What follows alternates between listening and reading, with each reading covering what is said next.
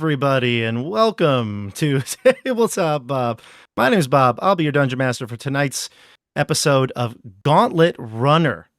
And not only is it the Gauntlet that we're playing tonight, but we're reprising some roles here.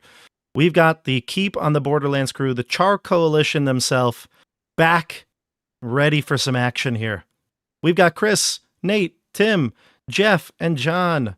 The Char Coalition, we're here. We did it. Yay. I'm so excited. Heck yeah. Together again for the 152nd time. Yes, together again. It feels like the first time. It does, doesn't it? It feels great. And just want to say a couple things before we jump into here. A couple things. Ooh, I just messed up something. Okay, there we go. Whoa. Yeah, I still messed up something here, so there we go. But there we go. Look at that, much better here. All right. So anyway, anything can happen here on Tabletop Bob. That's the best part about watching this channel. Anything can happen at any time. So a couple things to note here. This game that we're playing today is actually part of a Kickstarter. The Kickstarter link is actually in the description. It's to Esper the Bard's Gauntlet Runner series. If you've been checking out anything on his channel lately, he's been talking a lot about this Gauntlet Runner. It's basically a Can You Survive tournament-esque dungeon crawl book. It's going to include a series of these Gauntlet runs. I've played in a few of these Gauntlet runs over the last year. I think the first one was it might have been like March, I think it was. So long time ago, and I played in 2 of them. I didn't even live through all of them. So they're designed for one player to run through them or for a group. And I highly suggest you check out the Kickstarter. It started last week, so it's still going for another 4 weeks, I think. But double check. It's awesome. I can tell you without a doubt, it's one of the most fun ways I've played D&D in a long, long time. And I think the way to promote this, I said, what better than to bring on some of Tabletop Bob's favorite characters to crush them and destroy them, kill them, so that we can never play these characters ever again. What do you think? I hate Tabletop Bob. Why not? Doesn't seem friendly. Let's check out the chat real quick because we are live streaming this. It's good to be back live as well. We've got Greyhawk Exile, I see in the chat. Cam is back. We've got Chris from Long Island. Oh, yeah, he's excited about tonight. He's been very active in the Discord talking about the new Keep campaign. Tasman's here. A couple other people I know I saw earlier, but there's a bunch right now in the chat. I'm sure this will get a pretty good amount of views because everybody loves you guys. So let's do a little quick update. What have you all been doing? What have you been up to? It's been about a year since we played, almost a year since we played In Search of the Unknown, which was just a little teaser of a reunion. So let's hear about what you've all been up to. Why don't we start? We'll give Tim a minute to catch his breath from running in. But Jeff, why don't we start with you? We'll go reverse order this time. Okay. What have you been up to? Well, I've been in the last year or so, I've been playing a whole lot of skirmish miniatures games rather than D&D so much, and been playing a bunch of Mordheim. Our group is getting up a Gaslands campaign that's going to run for probably about 6 months, and that sort of thing. So lots of tabletop wargaming rather than D&Ding lately. I'm glad to get back to the table with some 20-siders though. I keep moving things by accident here. I apologize. I'm trying to get everybody in the right spots here, but give me just 1 second. I want to just get everybody in their right spot before I make any more mistakes, because I don't want to, in the middle of a game, accidentally hit something and then we're all in the wrong position here. But Jeff, I know that you've been. It's a little unfair. I kind of knew the answer to your question because I see you on Monday nights at the gaming club, so I knew a little bit about what you're doing. What is Gaslands? That's a cool one. Gaslands is a game that's been around for probably since about 2016 originally. The current edition, I think, came out in about 2019. But it's basically you take Matchbox cars and Hot Wheels cars and you kit bash them up like Mad Max vehicles, and then you race around and crash into each other and shoot each other with machine guns and flamethrowers and stuff on your cars. So it's pretty crazy. I strongly recommend that anybody who's remotely interested in things like Twisted Metal or Mad Max or Death Race or anything like that, Google Gaslands.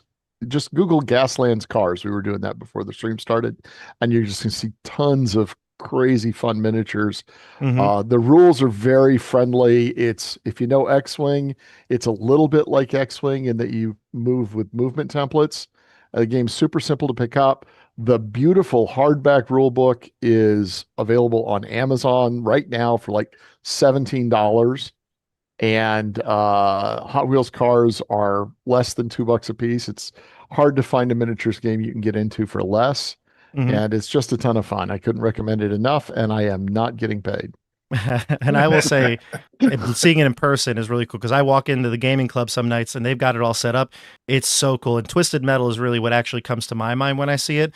But it's such a cool. It's like a racetrack of freaking these like these crazy cars. You can build it however you want, but very exciting. So Jeff, you've been Yeah. up to a lot of miniature games. A lot of Let's jump. Oh, yeah. go ahead. No, that's it. A lot of Let's modeling.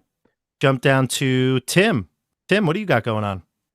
I'm back, and I have to apologize to everyone who's been diligently and patiently waiting on YouTube. I am today the reason we're late in the fun game of Where in the World is Tim. When I joined the stream, I was in a subway, and then over the course of the stream, I crossed 3 state lines from a subway, a train, and Uber. But here we are.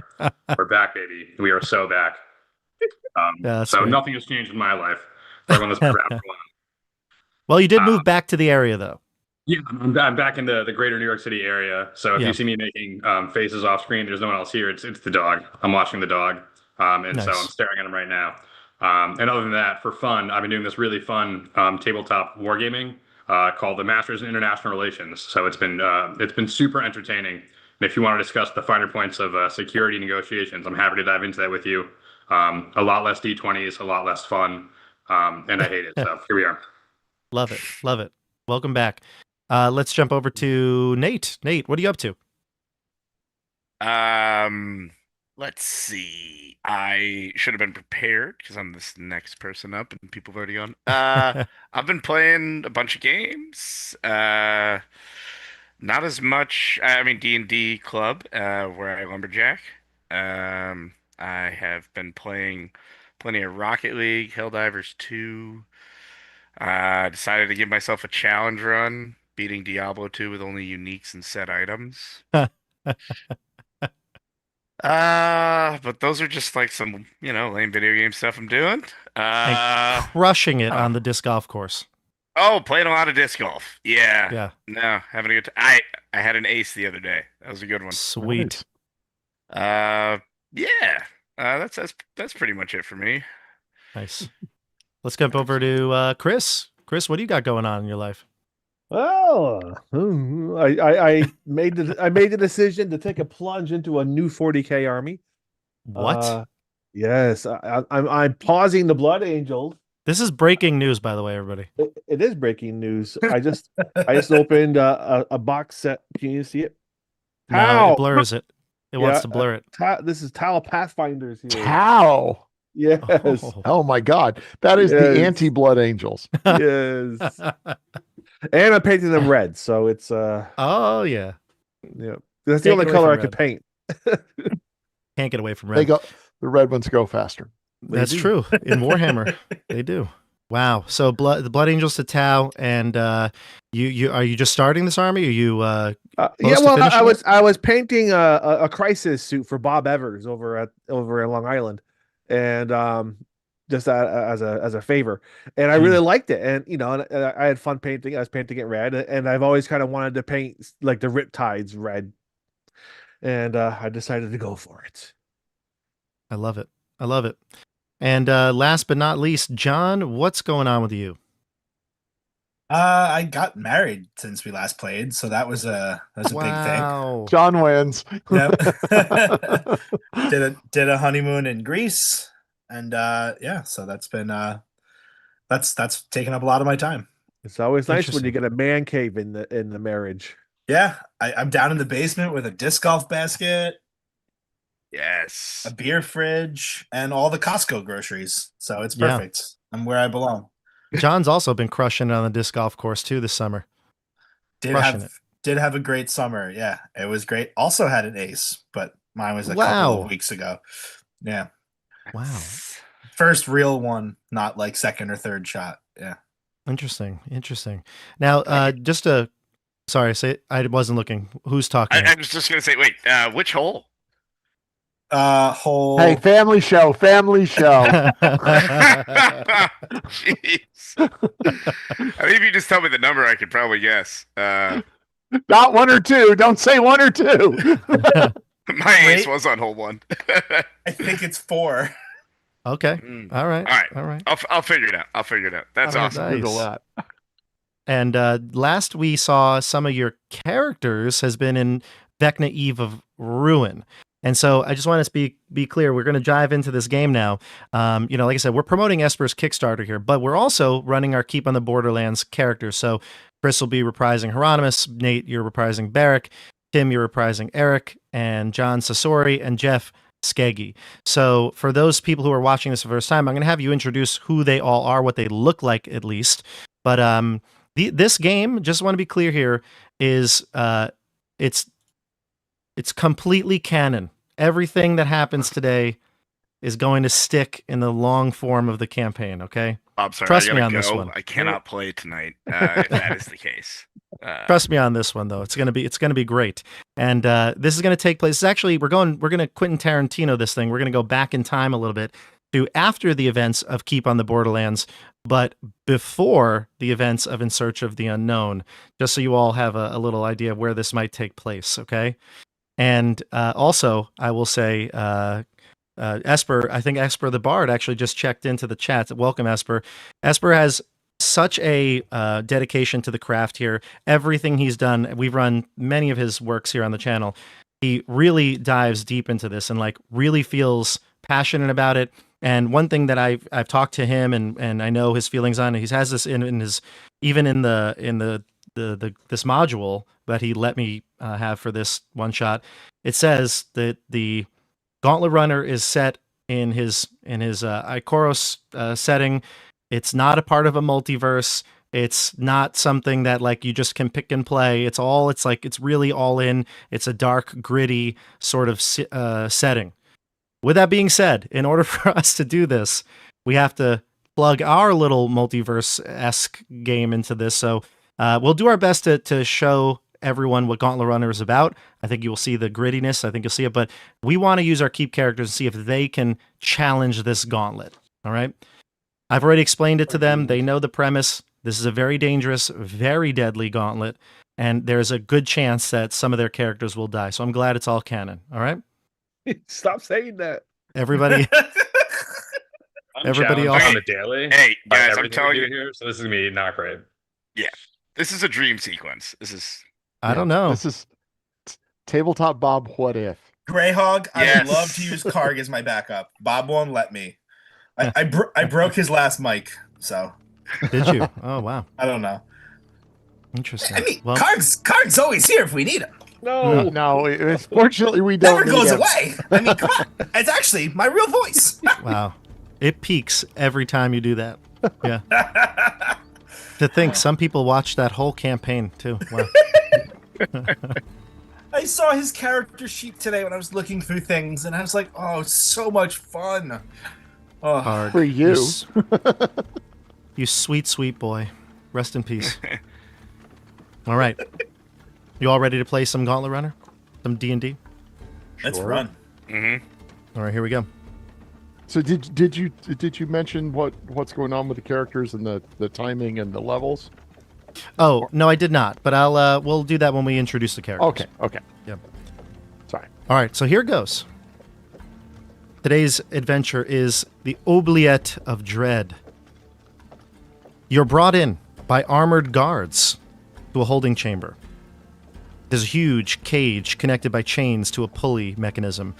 Standing nearby is none other than the Labyrinth Lord. Someone that you've heard about, maybe seen at a glance, but there he is. He's the Grand Architect of Bazagon, place where you're being held. He's tall. He's got long hair. and it pulls up into an exquisite man bun. Oh, no. He wears an extravagant robe and holds a staff topped with an icon of a maze in it. He removes his cloak, and you can see clearly now his man bun prominently on top of his head. And it looks like someone familiar to you, but you can't quite place it. It's not a dream. He looks at all of you and says, "Runners, your trial awaits you. Enter the cage and prepare to descend into the oubliettes of dread." He motions to open the cage door. You see a big great axe strapped to his back.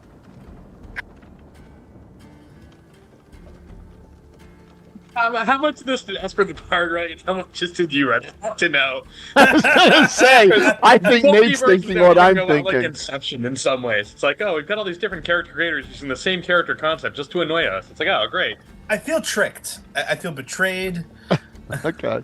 But I have another thing to cut off, finally. As you enter into the cage, I would like each of you to describe your characters you're playing tonight. I may have some little modifications as you enter into the cage. So let's start with the fearless leader here. Nate, can you describe Barrack Helios? Sure. Barrack is a human. He's armored up. He's got his trusty shield, his warhammer at his side, and a friendly, excited look on his face. If I could say where we're at, because I think at this point he was very excited. And he turns to the Labyrinth Lord, says, "Well, thank you, friend, for letting us enter. Perhaps you might consider seeing a hairstylist." And he will mosey on by. Do you want more details, Bob? No, that was perfect. And you enter into the cage, and you don't really understand how you got here. It almost feels like you understand everything around you. You know this Labyrinth Lord in some way. You know that you're imprisoned here in Bazagon. The words, everything that is being spoken makes sense to you, but you don't really feel like you remember what happened to you in the past. But that's a fleeting thought, and you enter into the cage. And also, when you get into the cage, you look at your body and you realize, man, you have really deteriorated in terms of your physical prowess. Your muscles look a lot slimmer. You feel like almost you're kind of slinking around in that armor. Feels a little loose, but oh gosh, yeah, you really let yourself go. I guess we gotta get more beans back in the diet, more protein. Let's go Hieronymus to. is just gonna have to deal with it. Speaking of Hieronymus, let's go to Chris. Chris, you enter the cage. What does your character look like? I hate protein. You're always having almonds. You think Explains almonds don't have so protein? much. Almonds they have fiber. I need fiber. So Hieronymus is a rock gnome. He's little. I can't do the voice the whole time. It's is good for quips and anger, and so he's extremely weak, extremely not very quick. He's not extremely wise. He's extremely ugly. He rolled very, very poorly on all of his stats, except for Constitution and Intelligence. So he's among the highest members of the party when it comes to hit points, and as a wizard. Well, also because I cheat. But, past tense, because you cheated. Inadvertent cheating. But anyway, so he's a surly, angry gnome.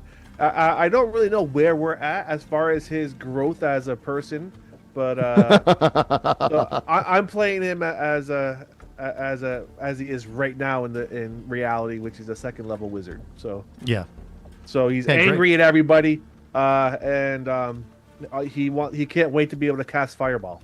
Yeah, and just Nate, I'm not sure if you brought it up, but Chris just did. Everyone here is second level right now, so things are strange going on here. It's after the events of the Keep, but before the events of Insurgent Unknown, and it's very strange. So You walk in and you pop. You have all your gear. By the way, everybody was given back their gear. You were prisoners, but given back all your gear. And you go to pop in an almond, but it's actually a walnut. Just so you know, it's walnuts. And you look at it, you taste it. Oh, this is. It doesn't seem right, but at the same time, they've always been walnuts, haven't they? Walnuts all the way down. Yeah, almonds. Exactly. Next up, let's go to Jeff. All right.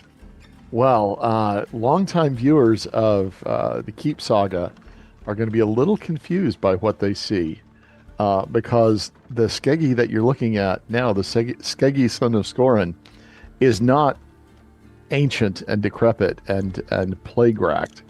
He is stout and hale and young. He is a dwarf very much in his prime. Obviously the same dwarf, but much earlier in his lifetime. And tonight's earlier version of Skeggy is he is a second level fighter. This was long before his switch to a diplomatic and political career, and so we're going to see Skeggy during his military days tonight. Yep. I hope exactly. I just laid all the cards out on the table, but just imagine a dwarf that looks like Sylvester Stallone. He's ready to go. Okay, don't do that, but all right. And yeah, as you walk in, you realize, oh man, your beard the color has really come back. Yeah. It's a bright, fiery orange brown that it used to be. That's right. Beautiful, beautiful. And John. I am Sasori, a half-elf ranger, rogue. Right? Rogue, yeah. It's been a while. Half-elf rogue. And I also rolled pretty poorly, 6 intelligence, which is why I couldn't even remember what class I was. So role-playing is life. That's right. No, not wise, not intelligent, but man, can I jump out of the way of a dart if it's coming towards me. Yeah, and this time when you walk in, you look disheveled, terrible, like you haven't slept in days, and you have a long, unkempt beard. It's kind of like grows right into your chest hair. It's disgusting. You saw me last week, huh? And you don't realize how long has it been since you had all your guard, because you work for the keep, all your uniforms and things like that, heraldry, are gone. The clothes that you had look almost like beggars' clothes at this point. Ooh. Okay. Yeah. And then finally, but certainly not least, Tim. A simple human cleric, a trickery domain cleric. So, I'm here to enjoy this maze, and this labyrinth lord, Basilgon, he's gonna get got, right? He thinks he's gonna out-trick Eric Lavernus, the avatar of the trickster gods. That's right. Let us see. I will trick the trickster and imprison the labyrinther. Also not very intelligent. Eric Lavernus steps into the cage, and similarly, like everybody else, something just seems off, and then you look at your hands, your tiefling appearance has shown through. You look at your red skin, you see the tail kind of flapping behind you, and horns protrude from your head. You feel them. Tell everybody, just a simple human cleric, all the same. Yep. So, with that being said, you all enter the cage. A guard shuts the door of iron bars, and to the side of the chamber, you can see an archway that leads to a tunnel. Someone is standing there in the shadows. The cage gets closed, and they kind of leave the area. And you can see this creature. It's a bugbear, burly, wearing bladed claws on both hands, Wolverine-esque. Menacing sounds issue from the tunnel as he scrapes his claws along the walls. The Labyrinth Lord looks at you and says, "Bilagaz the Dread Mauler." The bugbear snarls at you all and says, "Fresh meat." The bugbear heads down the tunnel and out of sight. The Labyrinth Lord tells you, "Bilagaz will be lurking down here somewhere. Heed now. Your task is to make it all the way through the Gauntlet. The exit door is marked with an icon of stairs. You have 3 hours in which to complete this trial. If you come upon any room that is magically silenced, know that it is a sanctuary. It is a secure place without any danger. And now, your time has come. May the mithril dragon grant you fortune in your dance with fate. The guards turn the winch and lower you into the dark dungeon. At the bottom, you exit the cage and they hoist it back up. A voice shouts from above, "Release the hounds!" To the east and west are iron portcullises. From beyond these come the sounds of barking, growling things, though you can't see them that far into the darkness. To the northwest, you see a long corridor with spears continually stabbing into the walls, from the walls. In the northeast, there's a door with a padlock. The door has a viewing slot, which incandescent light shines from the other side. And we're going to switch over to our Roll20 screen. A lot of these will be easier to, I think, to conceptualize here. Let me go to that. And yeah, so the last you hear and see of that very, very handsome man, the Lord of Mazes, is that as he smiles as you get lowered down into that dungeon. All right, so should be coming up right now. Do you see it? Oh, yeah. Where are we? I'll do a quick little ping. Thank you. Oh, Okay, do you see it? Yeah? Yep. Okay, so I'll switch over to our Roll20 screen for our viewers. Here we go. All right, so like I said, there are gates here. You can see them.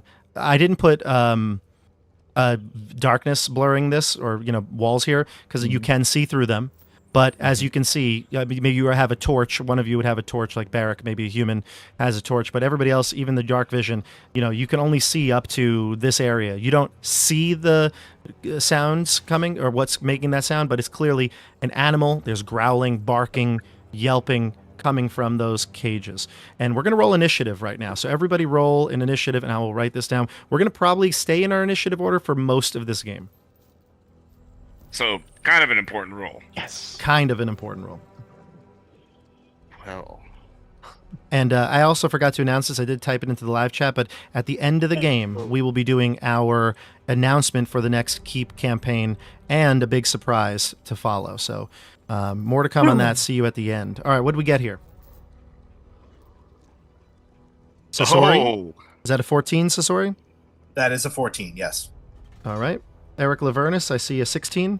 Wow. Look at these rolls. And Barrick Helios? 16. 16 for Barrick. Hieronymus? 6. A 6. Classic Hieronymus. And Skeggy? 15. 15. Natural, unadjusted 15. Wonderful. So Barrick, Eric, Skeggy, Sasori, Hyro is the order I've got. We'll start with you, Nate. Again, you have 3 hours to complete. And actually, just a quick aside. So in-game, you have 3 hours to do this. In real life, that's also real life. If you take a rest, that takes up an hour of in-game time. So I think this game will probably be like an hour, 2 hours of real game time at this point. Unless you really need 2 rests, which then you have to complete this whole gauntlet in an hour of real life time. Okay? So keep that in mind. I'm starting the timer right now. It is 9:20. Go for it. Okay. Is there a fourth door here? There is a door there, but it is locked. That's where the incandescent light is emanating from. I think you could even see a little. Maybe it's not as obvious from your screen, but it's a little lighter in that square. But yeah. I turn to everybody and say, "Friends, settle in. I've got a long speech prepared." But no, it's good to see you all. And I don't know what we're doing here. You all look fantastic. I somehow need to change my diet, but I think we can do this. Everyone, 5 temporary hit points. Sweet. And then I turn and say, well, I guess let's try to get out of here. And I will turn, kind of peek up this thing. Bob, what do I see with these little, cracks or slats? Yeah, you see what is coined as the stabbing corridor. Lovely. You don't need to make. The You don't need to make. stabby. Oh, this is Sasori's favorite place. Yeah. You don't need to make any checks to see this. It's a multitude of spears that continually stab and retract from the walls throughout the corridor. About every few feet is another one, and they go from top to bottom. Like there's no more than a 3-inch space above or below the lowest of the spears. I turn around and go to this hall. Wait, there's no door over here? There is a door there, but you just have to peek through a little slot. There's a little viewing hole. Yeah. Yeah. What do I see through the viewing hole? Sure. So in that area, you actually see at the this ceiling in here is about 7 feet high. There is some illumination that you see due to fire. There are spouts of fire blasting from the wall. The nozzles in the wall emit blasts again and again and again, and it seems nonstop. Similar to this one, but fire. These are fire. Yeah. Mm-hmm. Great. I say, all right, Hieronymus, I know you love fire, but I think the spears might be a better way. I don't know if I can kind of look to the group for any sort of direction. I'm happy to make the decision, but didn't want to take that away from everybody. Was your story an action or a bonus action? Inspiring leader. Good. I'm not sure exactly, but I'll figure that out. Double check. If you have an action, I'll let you do it. Otherwise, we can go to no action. No action. Oh, no action. Okay. That's what it says on D&D Beyond. So yeah, I guess. Do I get any response, Bob? Or can I? Yeah, you guys can nod or speak up a just quick short point response. Left or right. Say what you. And so we've got animal noises coming from either way, east and west. Yep, east and west are animal noises, and to the left corridor there's spears. To the right corridor, it seems like there's gouts of fire. Spears it is. Spears it is. Awesome. Barrick says, all right. So I've gone. I think I've pretty much gone a full movement. Do I still have an action, Bob, or am I good? You can move, yeah, for sure. All right, then I'll use my action to run 30 feet through these spears. Gotcha, okay. So as you move, pause for a second. Pause for a second. So there's a couple things. You can either give me a dexterity acrobatics check when you enter the area. If you have another unique way of doing it, let me know, and I'll let you know if there's some sort of solution to this. But as soon as you enter, you're going to have to make this check. Yeah. So I am going to cast Bless on me and we'll say me and Hieronymus and Eric here. 1, 2, 3. Oh wait, no, that wouldn't let me run. I can't run. Nope. Dexterity saving throw. Here we go.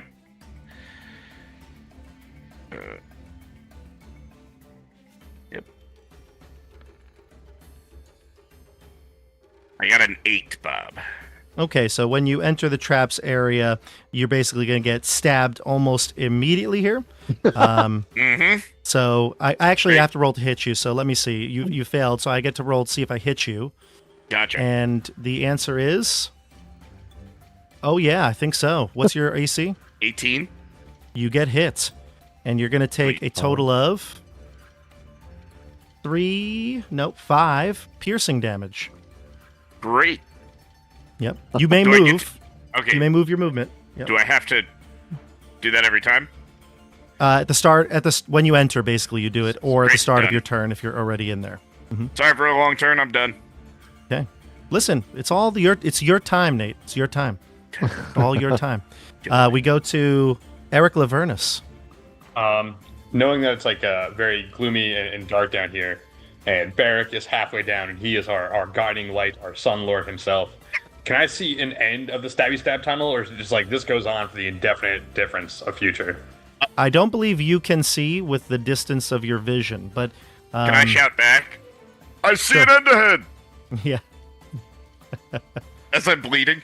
yeah, he could see it actually. It's within his vision. Go ahead, Eric, if you'd like to make a decision. I'm gonna say a quick prayer to the mercurial god, the trickster god, for a guidance on myself, and I'm gonna try and I saw Barrick do this once, and I saw how he got stabbed, and I am infinitely smarter and won't get stabbed the same way. So we'll see. What? Let's see. Roll d20 -1 because I don't have any acrobatics. You said, right? Yeah. No, let's see what happens. Yeah. That's an 11 for me. So Much a better. little bit better than Barrick. I tell you, I saw the way he got stabbed, and I won't get stabbed the same way. That Luckily, away. there's a plethora of spears to get stabbed by in a different way. Yeah, this is going to be tough here. So you also are going to potentially get hit. I'm going to roll it to see if I hit you. Is he up near me when this attack happens? Whoa! Because is he up near me, Bob? He is not. He does it when he first enters. Dang it.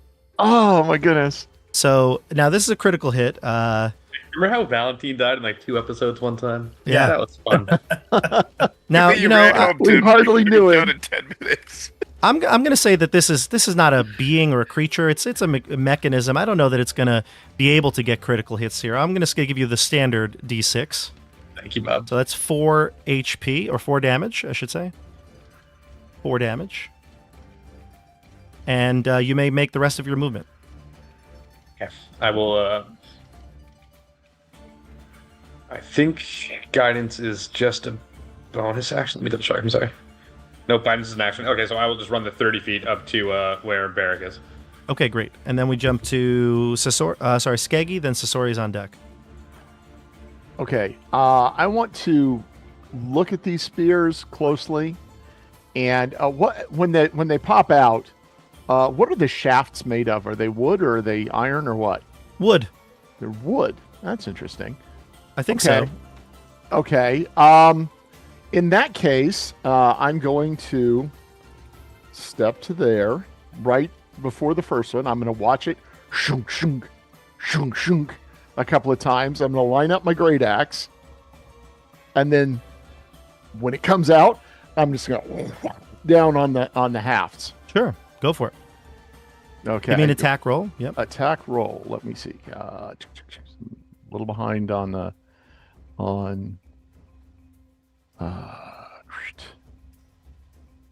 I've forgotten how to roll on Roll20. There we go. That is an 18. You successfully hit and roll your damage. I will roll my damage.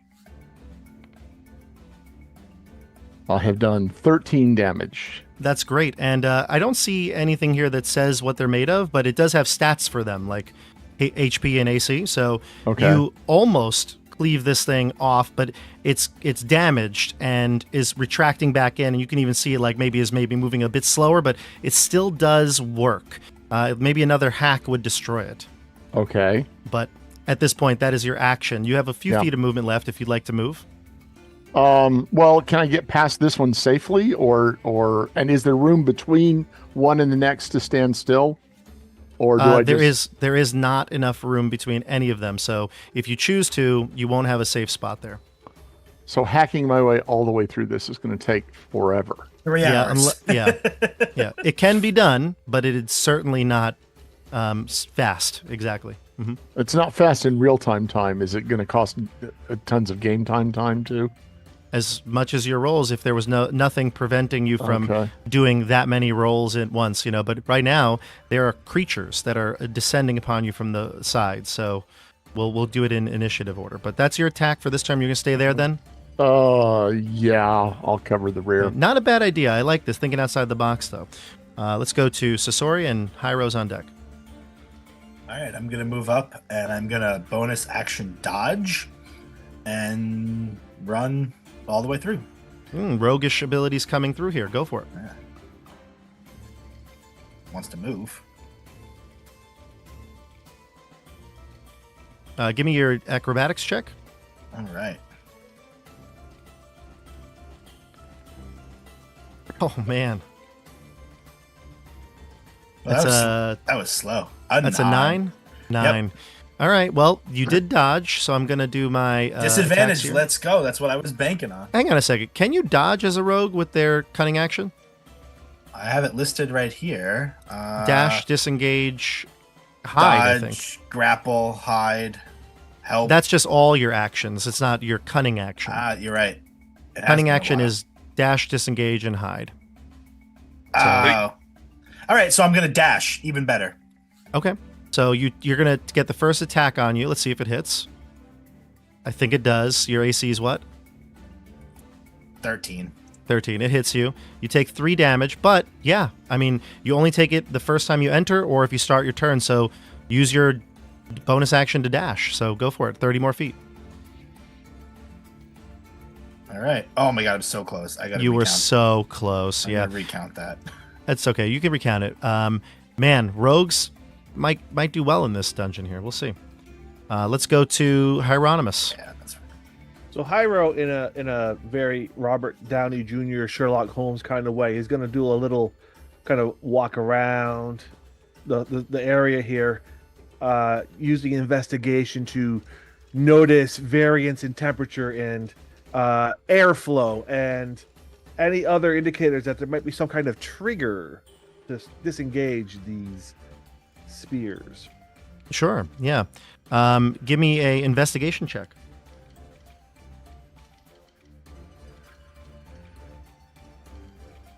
11. 11. Let's see here.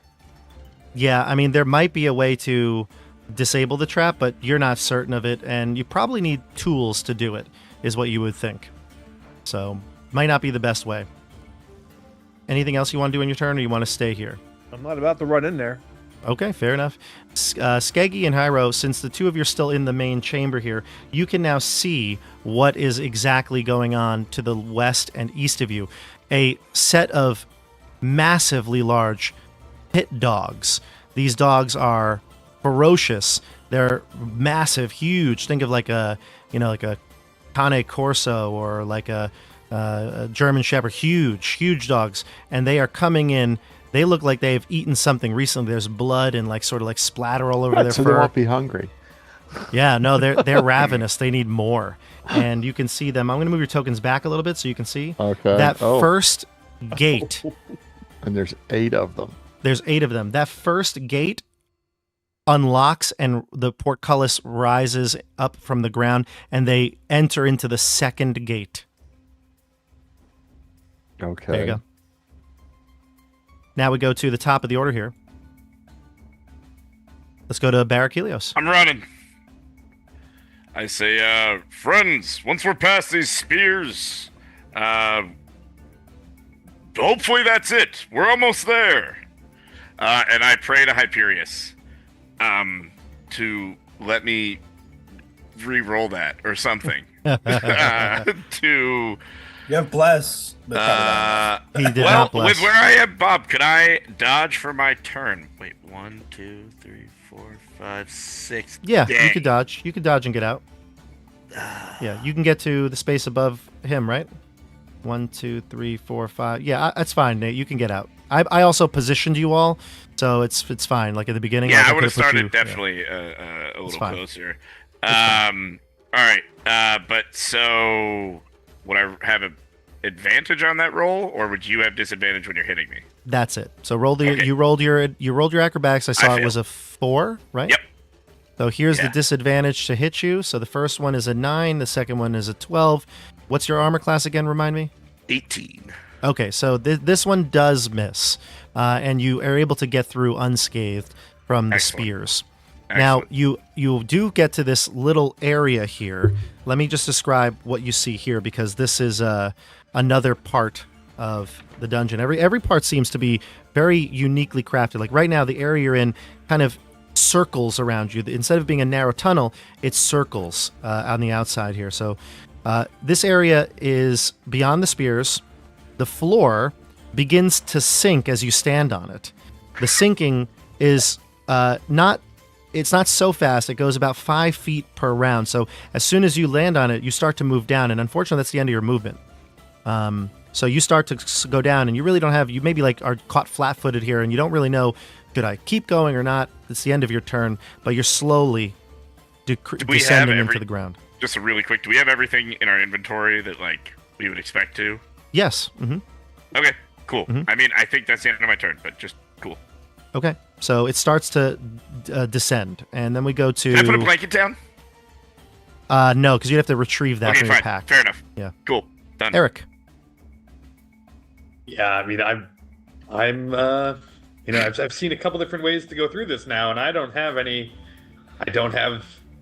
the weapons or the dexterity to Yep. Dodge. You also can't stand still because it'll get you. keep going to the point to heal myself at the far end. So we're gonna try it. And Bob, I said I was gonna cast guidance on myself the last one, and I didn't. Can I use it for this one? Can I add the D6? Yeah. Okay. By the way, everybody, Nate, there's some other description I probably should tell you. You can probably see these tokens on the board here. Yeah. You and Sasori would be able to see it just ahead of that circular area where the floor is sinking. And again, it's just in the circular area. Yeah. Straight ahead of you, you can see jail cells. There are cells of iron bars occupied by creatures that you now know the name of somehow. You've never seen them before, but it feels like maybe you do know this information. They're called gulches. They are ogre-like creatures. They reach out, extending their arms towards you. So, if you were to go closer into that chamber, you might have the gulches to deal with. So Excellent. that's terrifying. And then we go to Eric. What did you roll? With the guidance, just give me the pain. Give me the pain. Yeah. I'll heal myself at the far Our side. big rolls were for initiative, Tim. Well, Eric, a 10. I don't think a 10 hits you. 10 does not hit me. So you are okay. You come out unscathed. So move your token, and you can take an action to dash if you'd like, because you only are. Oh no, you did the acrobatics, didn't you? Trying to. Yeah, that's fine. I should have prefaced that. I actually forgot. The acrobatics technically is an action, Nate. Don't worry. You could just have double moved. It's fine. You got an attack against you anyway. And I think it missed either way. The 12 wouldn't hit you either. Gotcha. Okay. Next up, we go to Sasori. All right, I'm gonna try to move out of here. It's actually Skeggy, but Sasori, That's if you're fine, go moving, ahead. you can go. You can go now. Okay. I'm gonna try to exit. So I'll Give me the acrobatics if you'd like to avoid it. Yep. I would. Hey. There we go. Nat 20. Perfect. Beautiful. So I avoid it, and while I'm avoiding it, I wanted to. Wait, Tim, did you just go right on top of Barrick? It's just a matter of the way. Okay, yeah. I'm gonna drag Barrick 5 feet because I see he's starting to sink into the ground. Aw. So I'm gonna drag him up 5 feet from where he is. And these things, can they reach me on the place that I'm at now? You cannot be reached, but if Barrick were to move, he would be. And this area is what's sinking, John. So, like, that area is sinking 5 feet All right, every well, turn. With my 20 acrobatics, I'm going to continue to move forward. Okay, go for it. And I'm going to move like this. So that was 5, 10. Sure. Are you dragging me? No, just the one space. Okay. And you see how I'm going? Trying to avoid being directly in front of anyone. So, real quick, the gulches that you go by are going to attempt to attack you. There's no way to avoid them. They actually have, like, it's not like the spears, which are just your kind of timing. These things are trying to get you. So, I'm going to roll for the gulches. If you want, you can try to avoid most of them, but maybe going down one side or the other. Yeah, so there's the If you first one. drag me, I could help you. All right, I'll drag you. Perfect. All right. Let's try it. The way we do dragging, though, is you go half your speed. So, Well, if it's not worth it, then don't. Well, Sorry. I could double move. I'm not doing any. I did the acrobatics. I can still use then my bonus action to dash. he could, yeah. So It's up to you. Yeah. It's up to you. I can help you get disadvantage on one. 5. I like it. Let's try. So moving zigzag's not going to help me here. No, just going one. He'll drag behind you, so that's 5. That's 10. Yep. Nate would go 20, 30. And how much more movement do you have? I have 60 movement. 60 left? No. 60 total starting from here. So that was 5, then 5. Then I have to add 10, so then 15. Yep. Then 25, 35, 45, 55. I can go to 55 here. Go ahead, move your token. And I still have 5 feet of movement left. But yeah, I'll do that 55 there. Yeah. Okay, great. So let's do, since you are presenting 2 targets, we'll do 1 grab on each of you. So let's go with, first we'll go to... What's that? I thought my nat 20 would do better. Hey, Sasori, what's your AC? 13.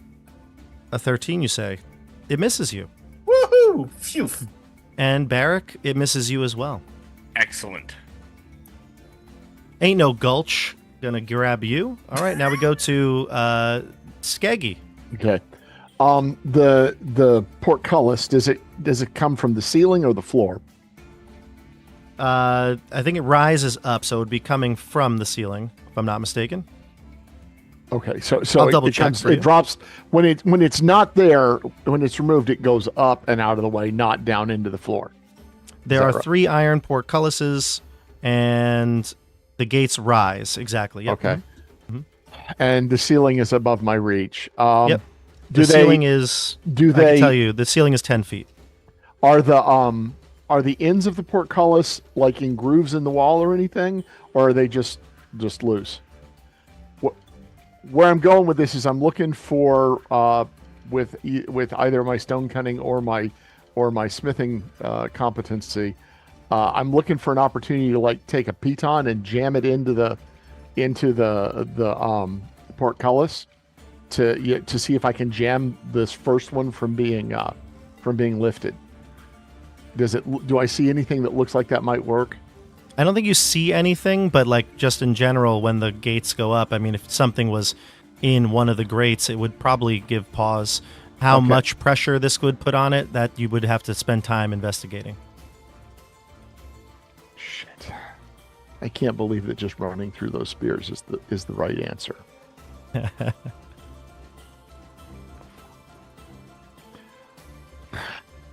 Well, I guess we run. Well, I mean, we've already, the group is already committed, and if it's sounding like that's going to take me more than a round or two.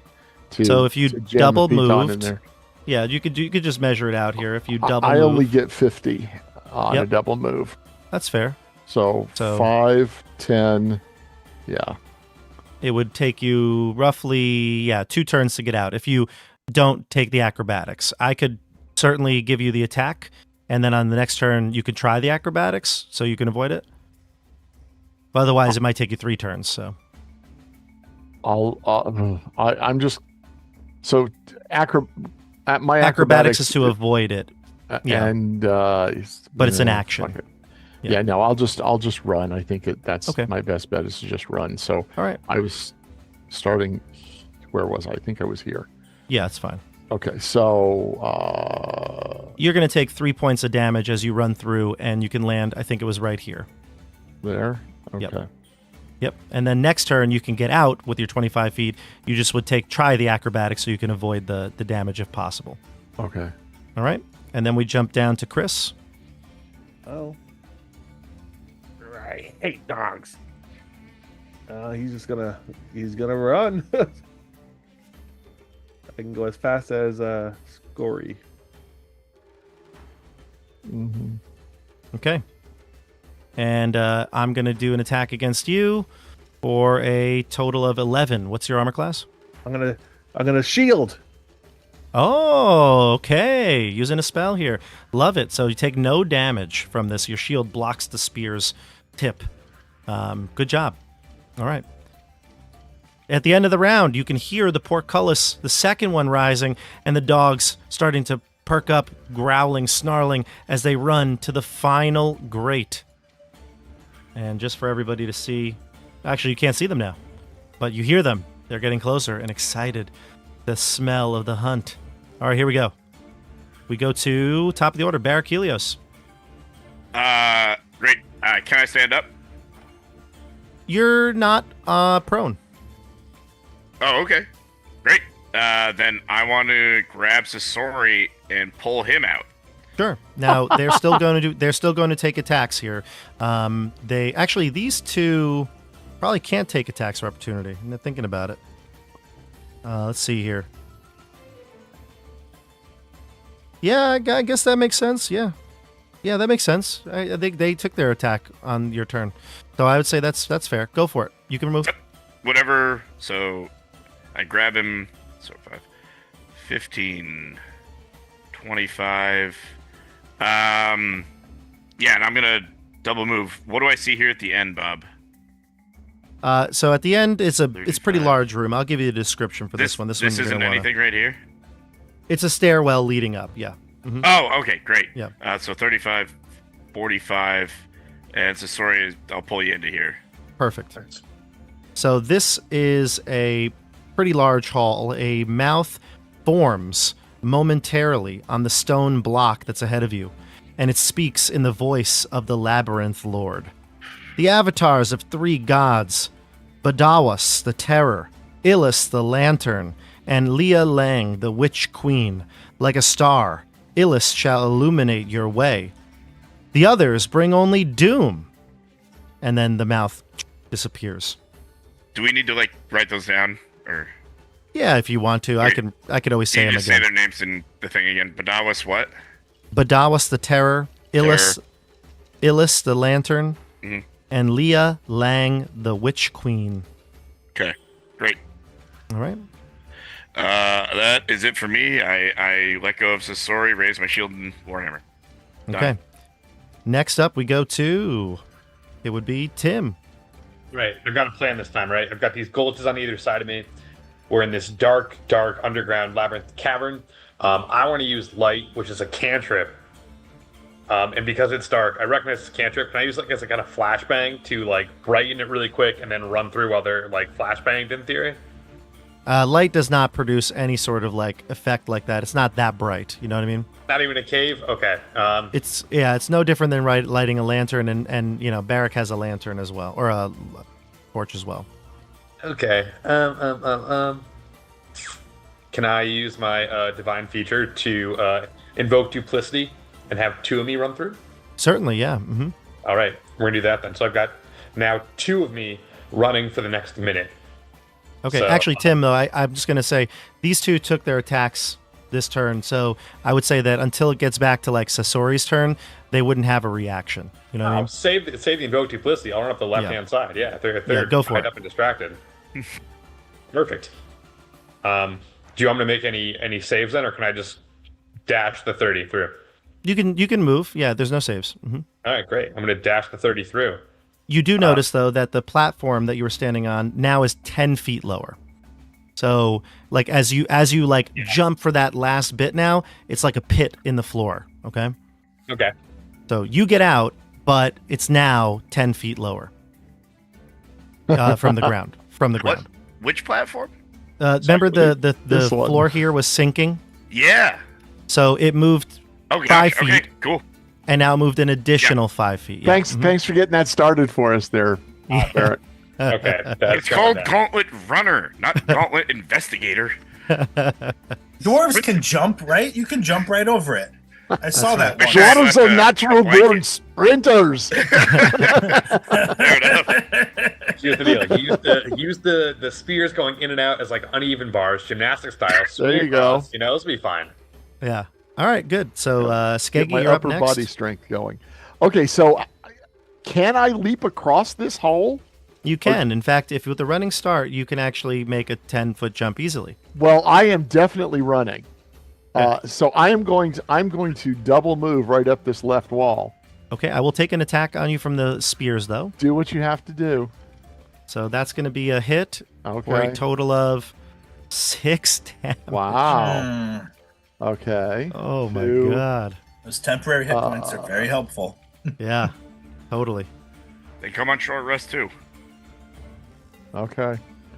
So I'm now down 10 points from. I have a feeling you're only going to want an hour of in-game time. You better hurry. No, I agree. So 5 gets me to there, and 10 gets me to there. Perfect. Excellent. And now the gulches will be able to make their attacks for Hieronymus as you go through. So because it's technically Sasori's turn. We went out of order last time. Sasori, go ahead. All right, so I'm gonna look around this room. What's this little light thing next to me? It's illumination. This room has illumination. All right, so I'm gonna walk up to the. Which one of these pillars looks interesting? So I kind of I heard John heard what you said, but Sasori didn't hear anything about B guy, I guy, and L girl. So, let me give you some insight here. So this area is there's 3 statues here. They are actually all. Let me describe it a little more. They're all facing away. Okay, so there are 3 hooded figures. They stand atop 1-foot pedestals, each with their backs turned to the room, directly facing the west wall. They look identical from behind.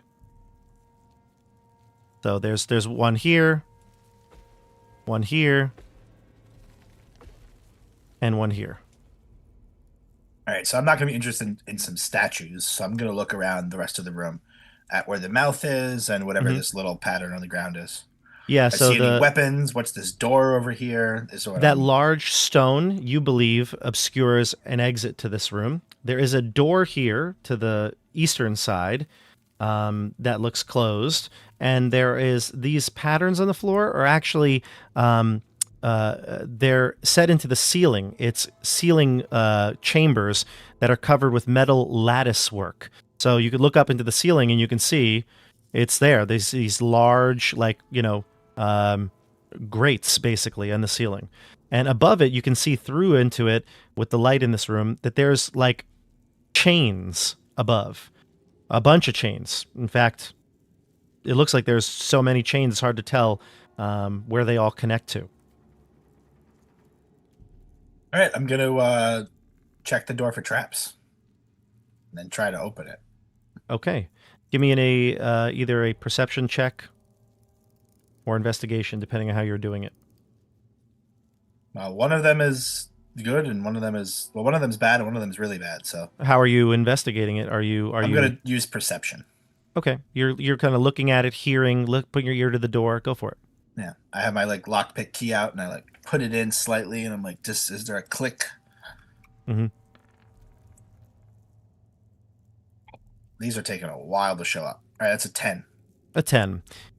You don't hear or see anything that would lead to you to believe that it is a trapped door or something like that. All right, so I'll try the handle. Okay. You open it. Slowly. Give me a stealth check.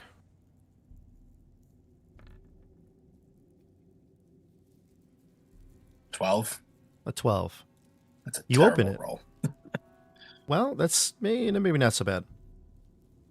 Let's see. You open it, and inside you see a very unique looking chamber. There is a platform that extends over a 50-foot deep pit. There is a hobgoblin sitting there, meditating at the end of the platform.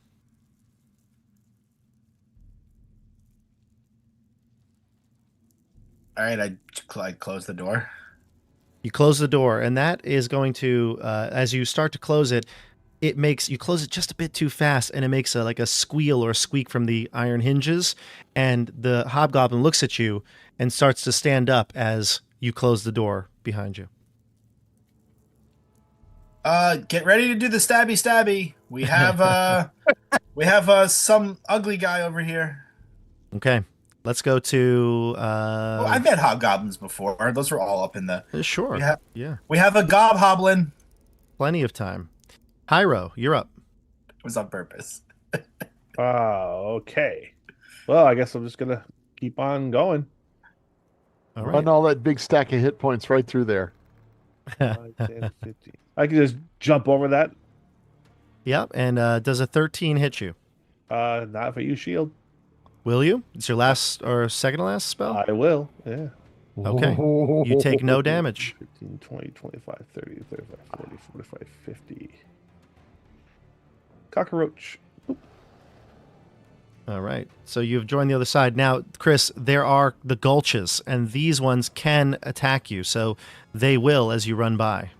Okay. That's going to hit you again with a 15. Do you want to use any ability here? Shield gives me a 15, so it'll hit me anyway, so no. Okay. So that gulch is going to hit you. And he is going to take... Oh, dear Lord.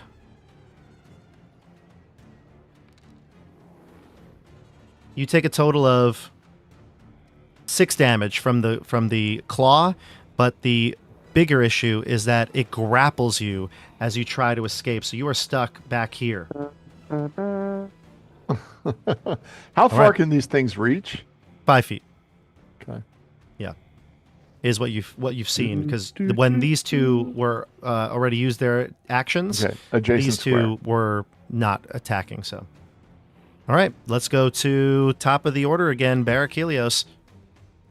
Hieronymus, how do you look? Soon to be dead. Yeah.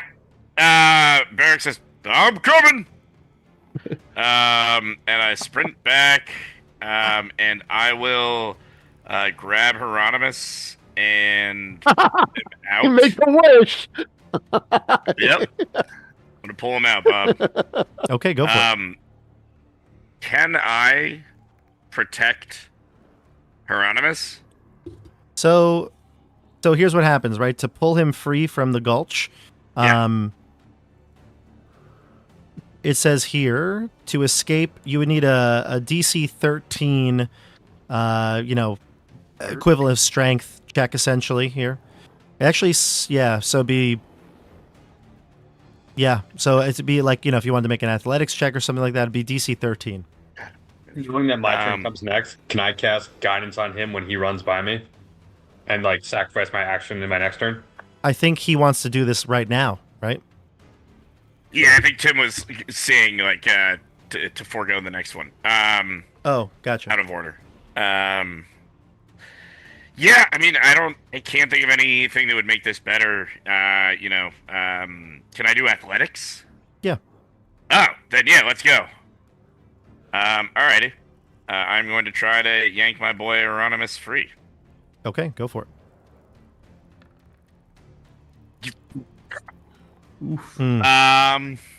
And I will stand next to him for now.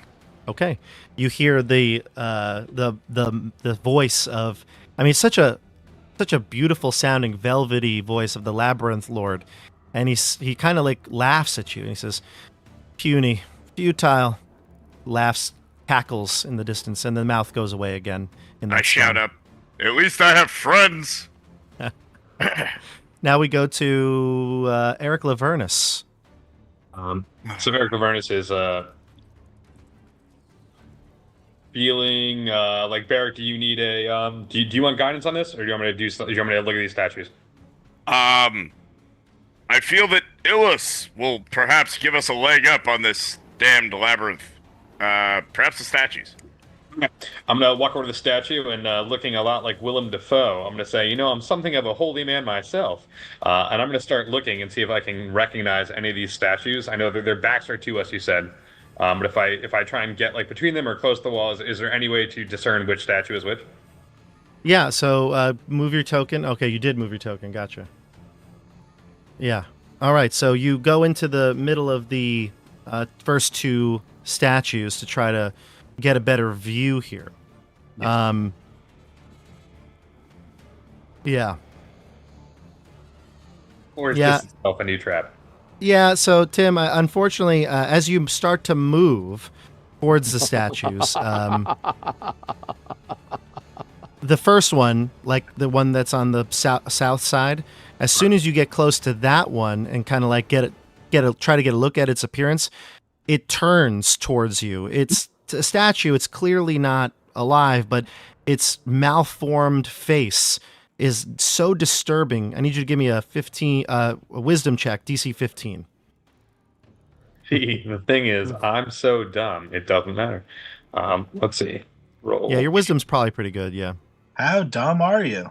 Like when you're playing like Call of Dice. Cthulhu, and it's like you're actually being dumb is so helpful because you're too dumb to recognize you should be going insane. Oh, it almost hit the 18. That's a 6 for me. That's a 6. So you are frightened for the next hour of in-game time. I'm frightened. I'm frightened right now. Yep. Oh my God. I've been stabbed. I've been frightened. We are in the second room, and I've.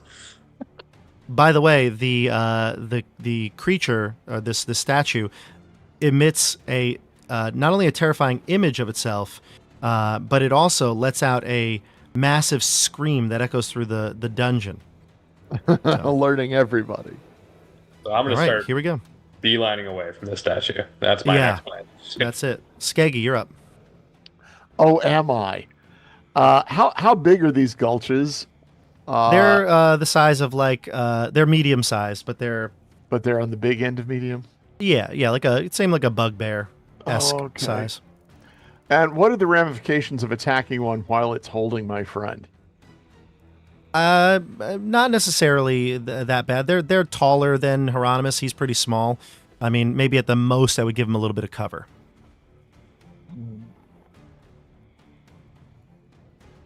And can I? Oh, Jesus! Really wish you weren't standing right there, Brock. It's okay. Okay.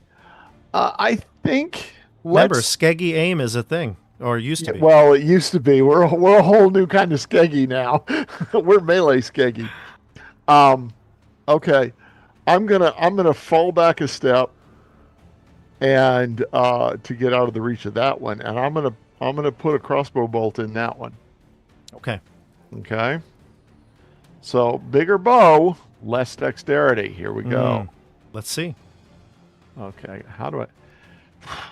Hang on. I'm in the inventory. I need to be in actions. Nope. What'd you get? I got a 6. Oof. Yeah. It just clinks right off the iron bars. The gulch doesn't really seem to flinch. No, it wouldn't. All right. You staying there or are you moving? Frying pan fire. I think I'll stay where I am. Is this what does this mean? Is this all just open doorway or it's a stairwell? What's the difference? There's a line between the hall that I'm in. That's a wall and that's stairs. Yeah. Okay. So it's just lower than the next section. Okay. Yeah, I'm actually gonna stay right here in this corner, kind of hunkered down where these statues, which seem to be aggressive, can't see me. Okay. And we'll deal with one problem at a time. Sounds good. Sasori. Well, I'm gonna brace the door. I'm gonna listen to see if I hear the knob hoblin on the other side. The knob hoblin? Yeah. Yeah. That's what Sasori thinks they're called. So you brace the door, you're standing there and your ear is pressed up against it, and you wait, and then all of a sudden you hear a pounding on it, boof, like somebody just got thrown up against it, and there's force pushing you. Give me a strength check. Athletics, I should say.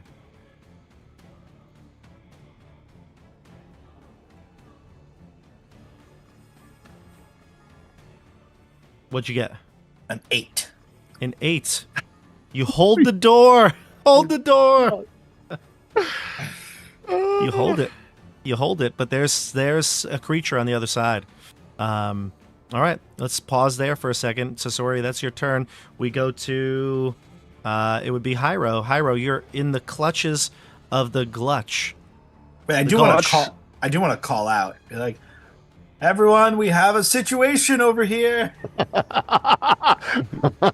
We got situations everywhere. Hieronymus, in order to escape this, if you choose to try to escape, you're going to need it's like an acrobatics check, I believe. Let's see here.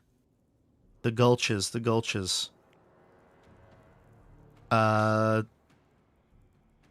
Sorry, I have it right here. The gulch, yeah. If you want to get out of this, you would need to escape it with a DC 13. So, can you sleep them? I don't know how many hit points he has. I can try. That would be my last spell. I'm gonna go. I'm gonna rely upon the dice. Fate is gonna get me out of this, and I'm gonna try the acrobatics. Okay. Can I wait and let Barrick help me and combine my roll with him to get his help? You could also aid him in his acrobatics check, technically. But if you do, though, the Gulch is going to attack you at the end of your turn. Hurt me again, huh? Yeah. I'm gonna. Here it is. I'm rolling. I'm getting out. I'm squiggling out. Squiggling. Yes. Believe in you. There we go.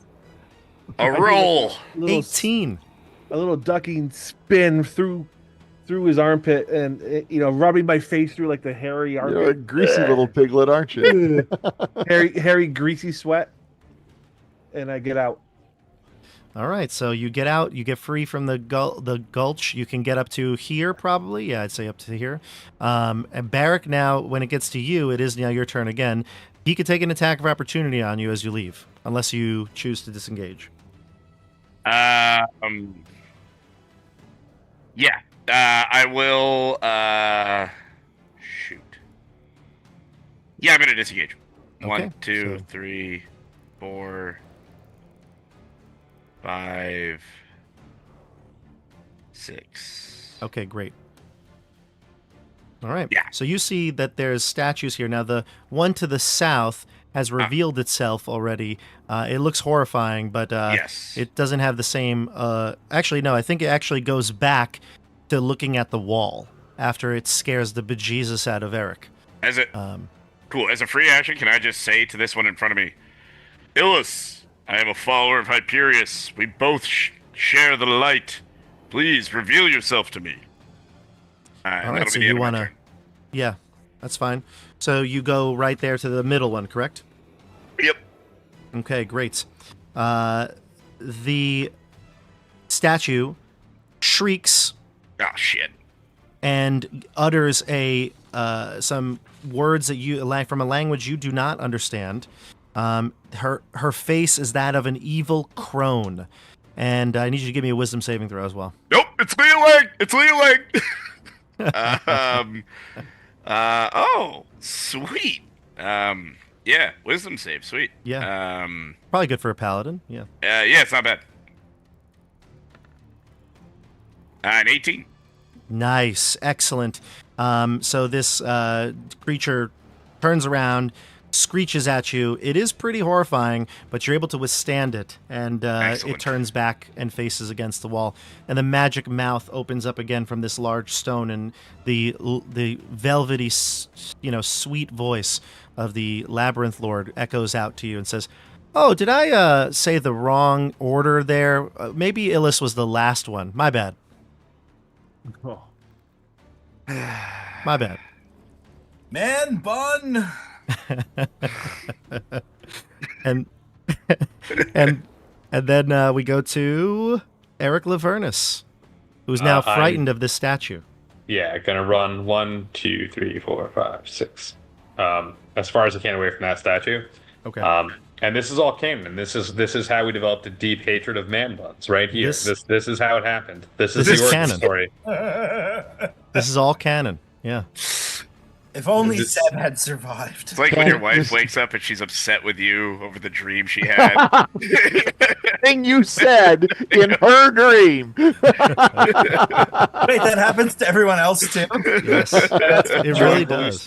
Man buns were the villain. Yeah. Dream Nate's so a dog. Alrighty. All right. We go to Eric, are you going to do anything? You moved. Is there any way that I can break my... I don't have any way, but is there any way that we can break a frighten? Because I don't see anything for it. So you're... I'll just give you a little mechanics here. You're technically cursed. So Got it. Unless you have a way to break a curse, you're frightened for an hour. I do not. So okay.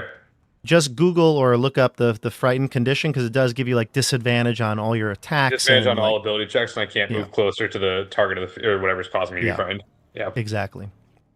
All right. So Eric, do you have anything else to do, or are you going to hold it there?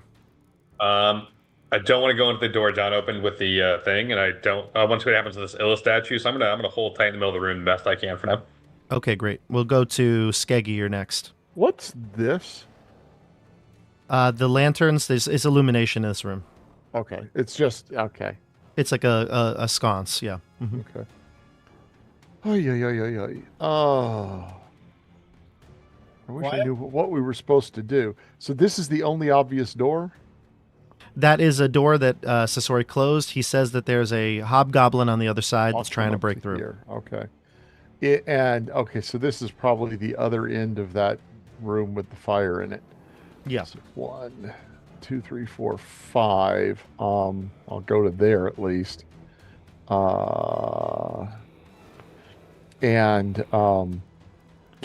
Do I see anything when I look down to the south? Yeah, so the south actually has a very similar hallway, but it's illuminated because I think you can see the gouts of fire that you avoided by going the other path. Yeah. Okay. Mm-hmm. All right. I will stay where I am. I've got my crossbow. I will aim it at the door, and I will shoot anything that comes through the door. Gotcha. Okay, great. Even if it ends up being Scory? Even if it ends up being Scory, because we know it can't be him. It's not the real Scory. Oh, can't it? Nah, just kidding. All right, let's go. Are you, though? Sorry, you're up. This is so much fun. I want to So do scary. the stabby. Is anyone else going to come join me? Stop playing with those rocks and get over here. And Are you gonna let it go? I got your back, lad. I feel like I should give everyone one more turn to regroup, but I feel like that's John. Okay, well, your choice. I'm going to open the door, throw a dagger, and close the door. Okay, you open the door, and right there, standing next to you on the other side, a little surprised because the door opens with a shock here, is this hobgoblin. He has I love this weapon in D&D. I never know how to pronounce it, so I'm going to just try it. Guisarme. It's the, polearm, a guisarme. I think it's a guisarme. A guisarme? It's a French word. It's a geese arm. Dish. It is a geese arm, and it is in his hands. It's a long polearm weapon with a hook at the bottom, a thin, narrow hook, and a large blade at the top. You could do your turn here, Sasori, but if you try to throw a dagger, he's actually right next to you. So maybe stabbing would be better. I'm going to, change the throw to a stab at this point. Yeah. Do I get to shoot him as soon as the door opened? Yeah, but we'll say his action will go first. Yeah, you can say that. Yeah. All right, so that's because he's rolling. A nat 1 on my dagger. Okay. And then with my short sword.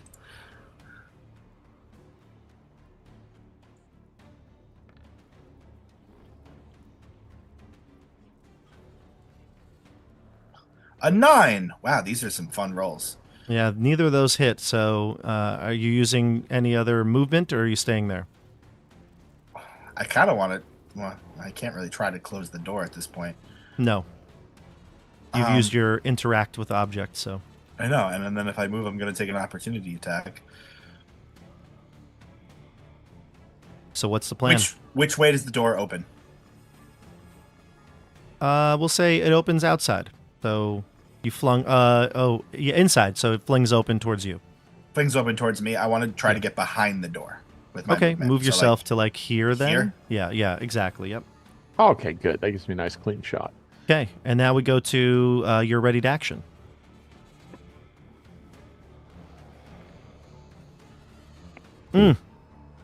Nope. Our rolls. Unless he's surprised because the door got jerked open. No. It's giving me advantage. No, not quite. So 9s with Sasori's sword and Skeggy's crossbow do not connect. We will then go to Hyro. Hyro is going to slip back into Sherlock Holmes mode. It looks very interesting up here, and I'm going to come up and do some investigation to see if I can discover any clues as to what to do. Sweet. Give me an investigation check. Or perception, actually, I think is the right call here. Let's see here. Perception. How about 24? Yeah, that'll work here. Dang. So Let's yeah. go. You look up into the ceiling. There's these like grates and this big rock, and you get the sense that there is some sort of way to move this rock. Your guess would be that those chains must be like a counterweight in some way. So if you were to, pull the right chain, maybe perhaps you can do it. But it's very thin. There's no more than a few inches between all these grates to get up into the plethora of chains, let alone which chain it is, because there's dozens of them up there. All right, but you know that pulling the right chain will remove this stone blocking the entryway. The entryway where? This thing here? To the north, yeah, this large stone. Yeah, It's blocking the way. Mm-hmm. And I don't know which of the chains it is. Correct. Not yet, you don't. Okay. That's my action then, right? Yeah, technically. Mm-hmm. Okay, so we gotta pull the chains. Figure out which one it is. Kill that goblin. Yeah, I'm shocked that you didn't try to kill the goblin. You hate goblins. I know, but gotta figure out a way out. You guys got the goblin handled. I'll finish it off once he's wounded. We're obviously handling it. It's just a goblin. Just gotta grab him by his knob and it all goes away, right? Hey, now, It's his hob. His hob. We go to the hobgoblin. I rolled initiative for him because I was going to insert him into the initiative, and he rolled a 19, so he is first now at the top of the order here.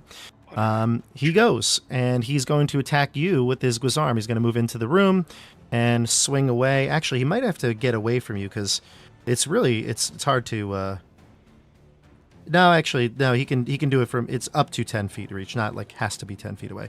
But he'll take an attack on you.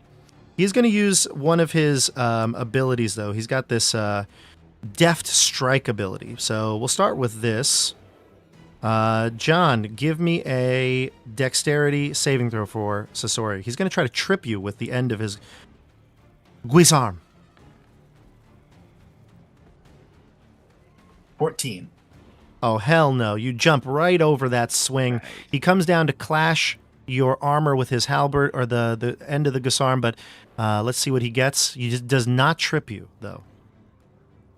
But the regular attack, 15. That'll hit. That'll hit. Okay. You take a whopping 8 damage. My goodness. All right. Are you still standing? Yeah, I just used my temporary hit points and now I'm going down into... Yeah. Cool. All right. Next up... wait, hold on. Hold on. He only gets one attack, yes. Okay. We go to... Barrick. You sure he didn't come any further into the room, Bob? That's it. That seems unlikely. But, that is all he does. All right. I will sprint forward. 1, 2, 3, 4, 5, 6. And say, why don't you pick on someone your own size, you ugly bringer of the dark, and I dodge. Done. Okay. And I kind of motion for Sasori to step back 5 feet. Yep. Gotcha. Here we go. Let's go to Eric Lavernus. To me. I will step forward 10, 15 feet. And I feel like attacking this guy is the right choice here. Yeah? We gotta kill him, I think. Okay, good enough for me. We're going to try a guiding bolt on him. Nice. So let's see if this flies. Hold on. We're going to roll a d20. It's a big roll here, Tim, by the way. Big roll. Huge roll. I mean, all my rolls have been really big good money, so no far. whammies. Medium money. Wait, it's a d20 plus for guiding bolt plus 4, so that's a 16 to hit. You hit him. 16 Okay. hits. Wait, Tim, I'm so sorry, but aren't you frightened? Yes. You It are. would feel dishonest. I'm sorry, Tim. I hate to be that guy. Does that count against attacks too? No, I ruined it. I think it is against attacks too. Yeah, it is against attacks. 13 no longer hits. So that's now it's a 9 + 4 for a 13. It does not hit. And Tim, you were just about to like cast a spell, and you looked over your shoulder, hoping the statue wasn't staring right at you, but it was in your mind. It was, even though it's actually not. Nobody else sees the statue. But for that honesty, I feel like Tim earned maybe a heroic, like an inspiration. No. Wow. The mouth of the Lord of the Labyrinth reads your mind, Nate, and says, "No, you ninny." Hey, it's the last time I'm helping Bob. I'm telling you, he can miss anything. Listen, it's not me. It's the Lord of the Labyrinth. So, what kind of lord goes around just saying "neat" to people that they see everywhere? All right, Tim, you missed. Sasori, you're up. All right, Sasori, I'm gonna take a step closer. I'm actually gonna come to this side, and I'm gonna swing away. First with my short sword, and then with me dagger. A 17. A 17. And I'll add my sneak attack damage. So that's 16. You do not get sneak attack here, if I'm not mistaken. Because you have no enemy within... You have no friend within 5 feet. You haven't surprised him, and you are not a swashbuckler right I'm now. not high enough level to be a swashbuckler. That's right. Yeah. Oh. Yep. You almost feel like you should be able to, and then the Lord of the Labyrinth laughs again and says, "Ha, fancy footwork there, huh?" Oh, nice swashbuckler reference. Yeah. Yeah. So just a regular attack, but 8 piercing damage is nothing to scoff at here. So 8 piercing damage.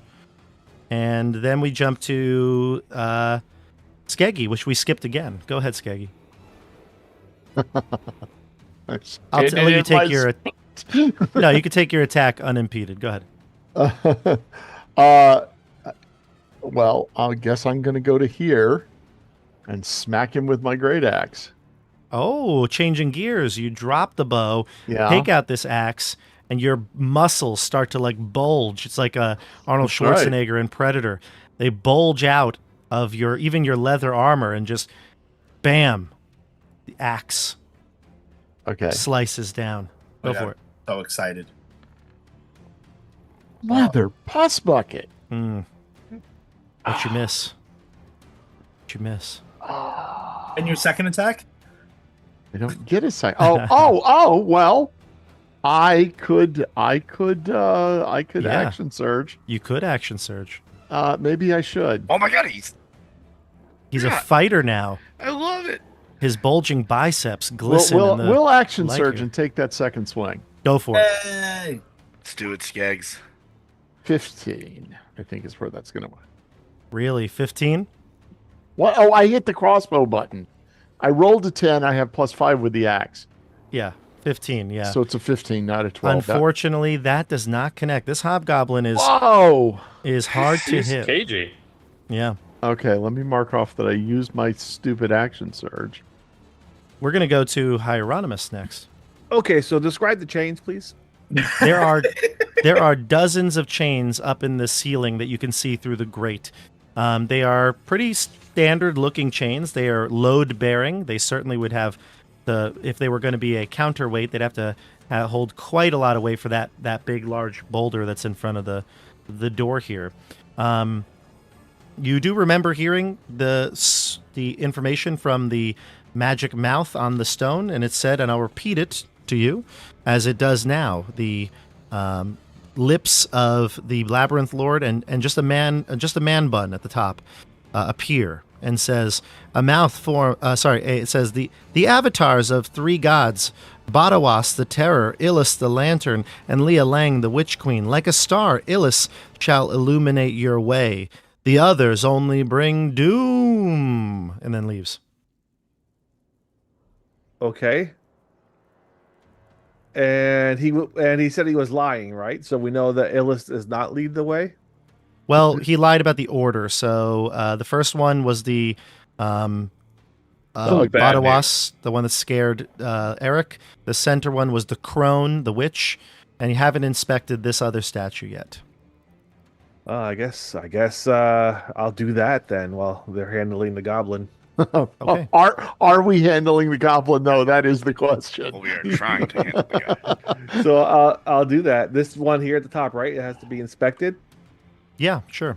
So I will do another one of my investigations, trying to decipher the clues and searching for any kind of clue as to.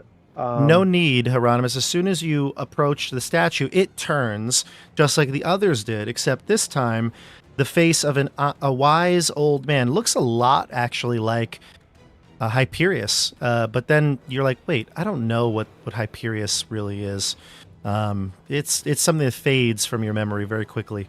But it's an old wise man, and a lantern is drawn from under his cloak. It grows brightly. This glow actually illuminates like a spotlight to one of the chains above the grate here. Now that chain is illuminated when light touches it. Okay. Can I mage hand it? You can if you want to. Mage hand's a cantrip. So okay, I was gonna say if it's actually a spell, I wouldn't make you do it, but you reach up and it's far too much weight to pull this chain. Okay. I found the chain. You're right there. Attack the goblin with fire. All right. So, we go to top of the order here, the goblin itself. I made one small error with its attack. It can only do its special ability, like that trip, if it hits you. So I did hit you, but I did it out of order, so it didn't affect much. But just so you know, that's the order of it. So I'm going to attack you first, and then try one of its maneuvers. We'll go against Skeggy this time. Oh, I was taunting. No, doesn't want the taunt? No taunt. Skeggy, you're hit. Mm-hmm. You take a total of... That's going to be 7 damage. Of course it is. And then it's going to use one of its maneuvers. Give me a dexterity saving throw. Okay.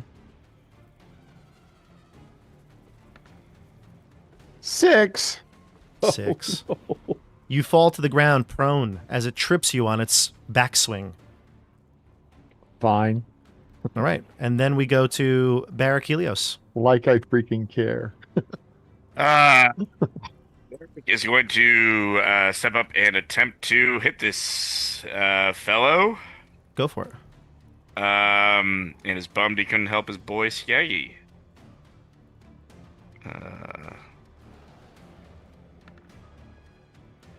A 23.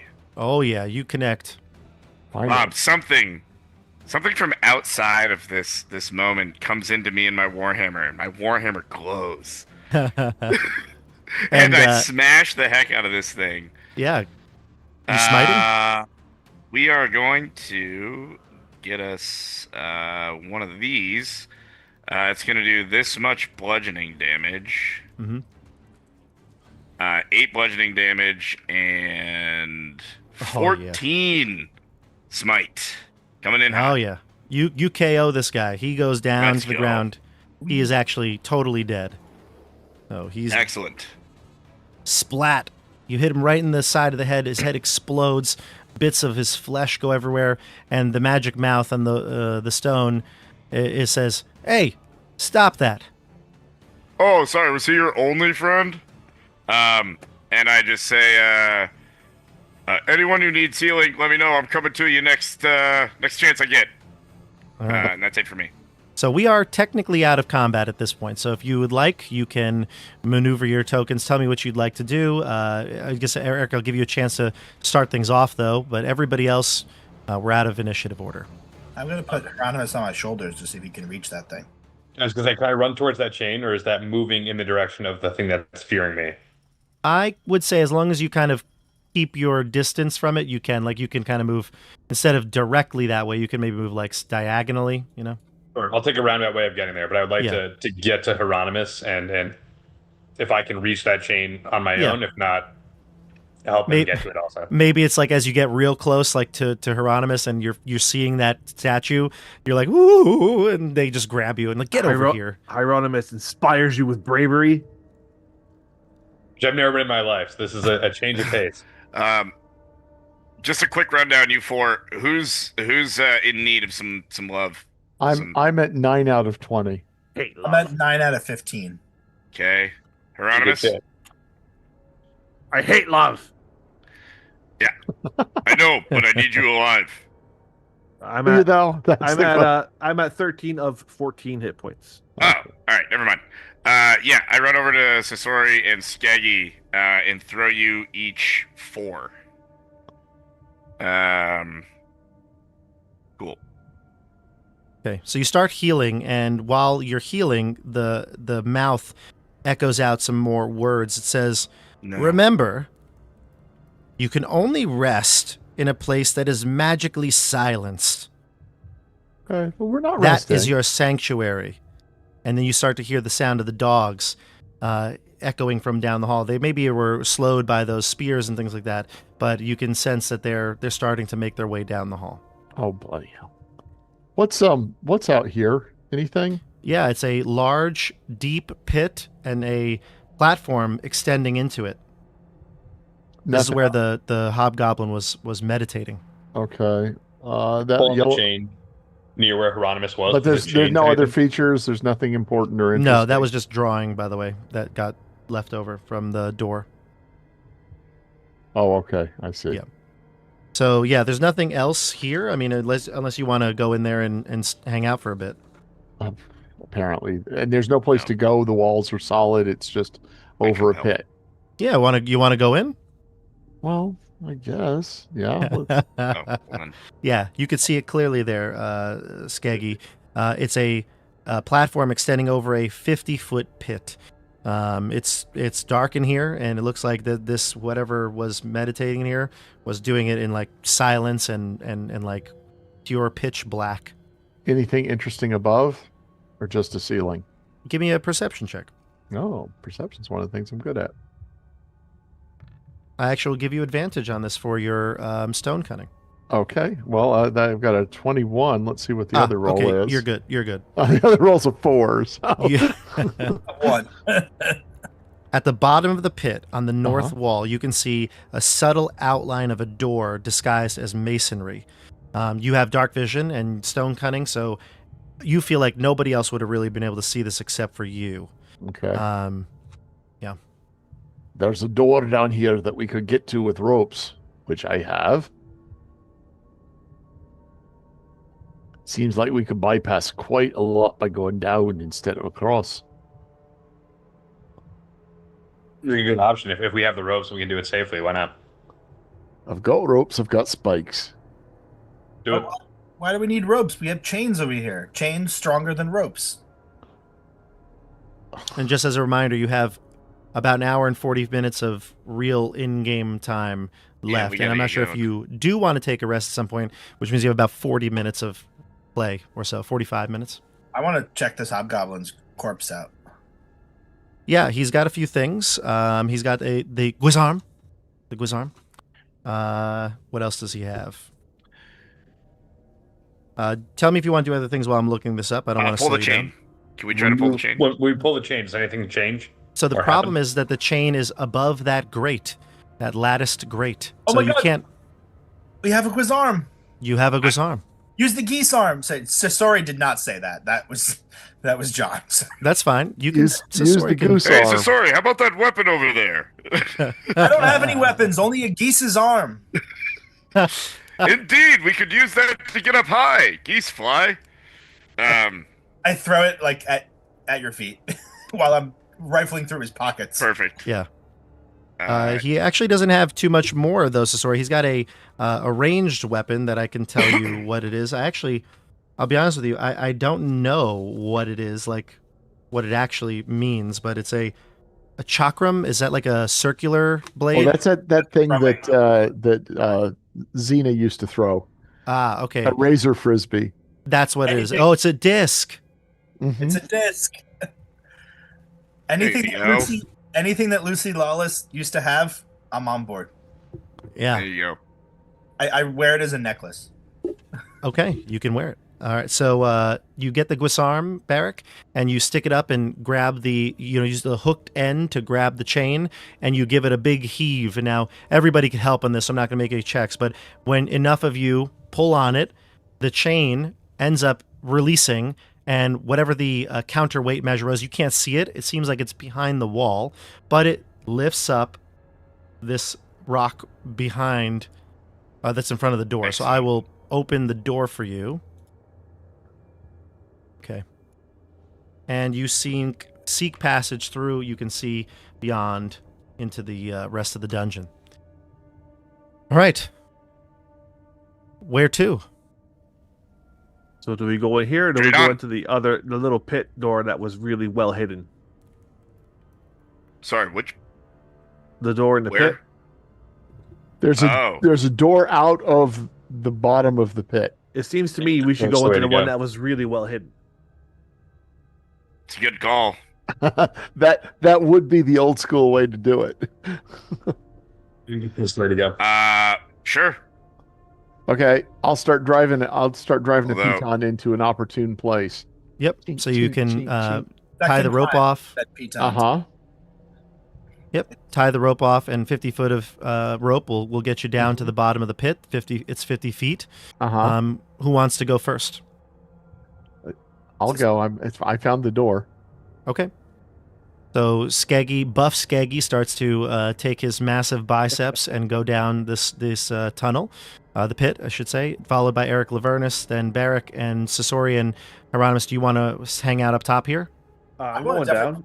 Poke my head down this other little door, just at least look inside before we leave. Sure. Yeah. Go for it. Maybe a giant room of gold, right? So that's what Sasori's always looking for. Sure. I'll describe what you see first, Sasori. It's actually just very quick. It's 2 double doors that lead to the next chamber, you would assume. They don't look locked. You can inspect them, but they don't seem like they're anything other than just ordinary wooden doors. All right. And then while you're doing that, the rest of you started to climb down into the pit. And Skeggy, you get to the bottom. It's a solid floor. It's stone. Looks like it's finely crafted. The Lord of the Labyrinth spared no expense. And it's a chamber that you can see now that you're inspecting it. Would you like to open the door? Cautiously, sure.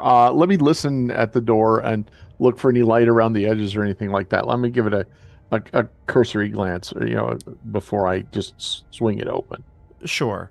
There is nothing that you hear nor feel or something like that with your perception check of a. Okay. Oh, you didn't roll it yet. I haven't rolled it yet. No, I didn't roll it.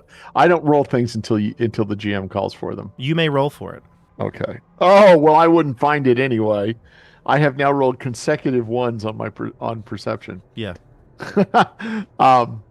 Is the door warm or anything like that? Anything obvious or weird? Okay. Mm-mm. We'll crack it open and take a look. The door opens into a small 5-foot chamber. Inside is 5-foot chamber. Inside is set on a little rack 5 potions of healing.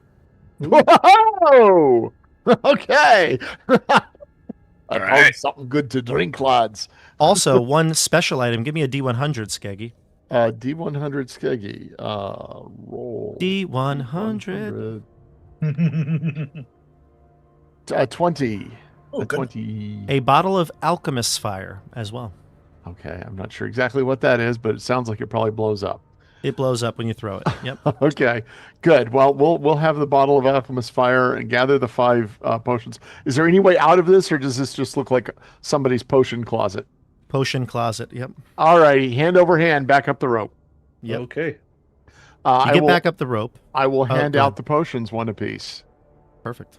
So that if someone gets turned into stone, they don't have all the potions.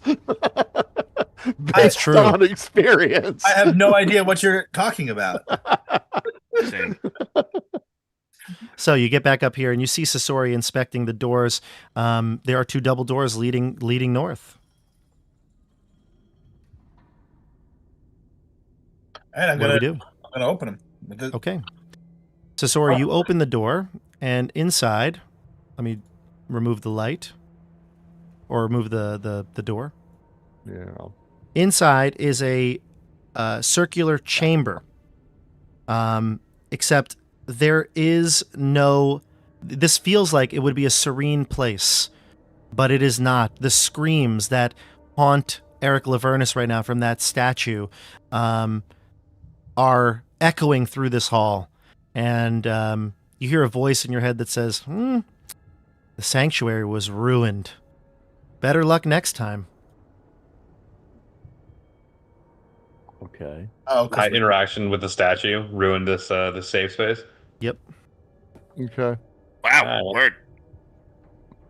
Gotta keep an eye on them. Continue.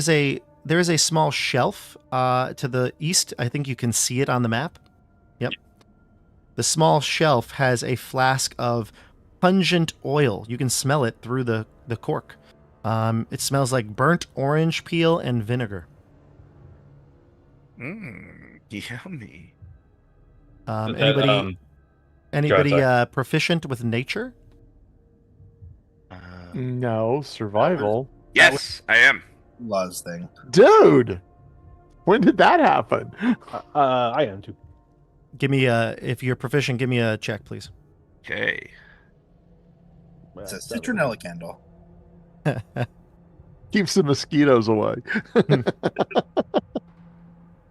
All the dungeon mosquitoes. Sorry about that. 17.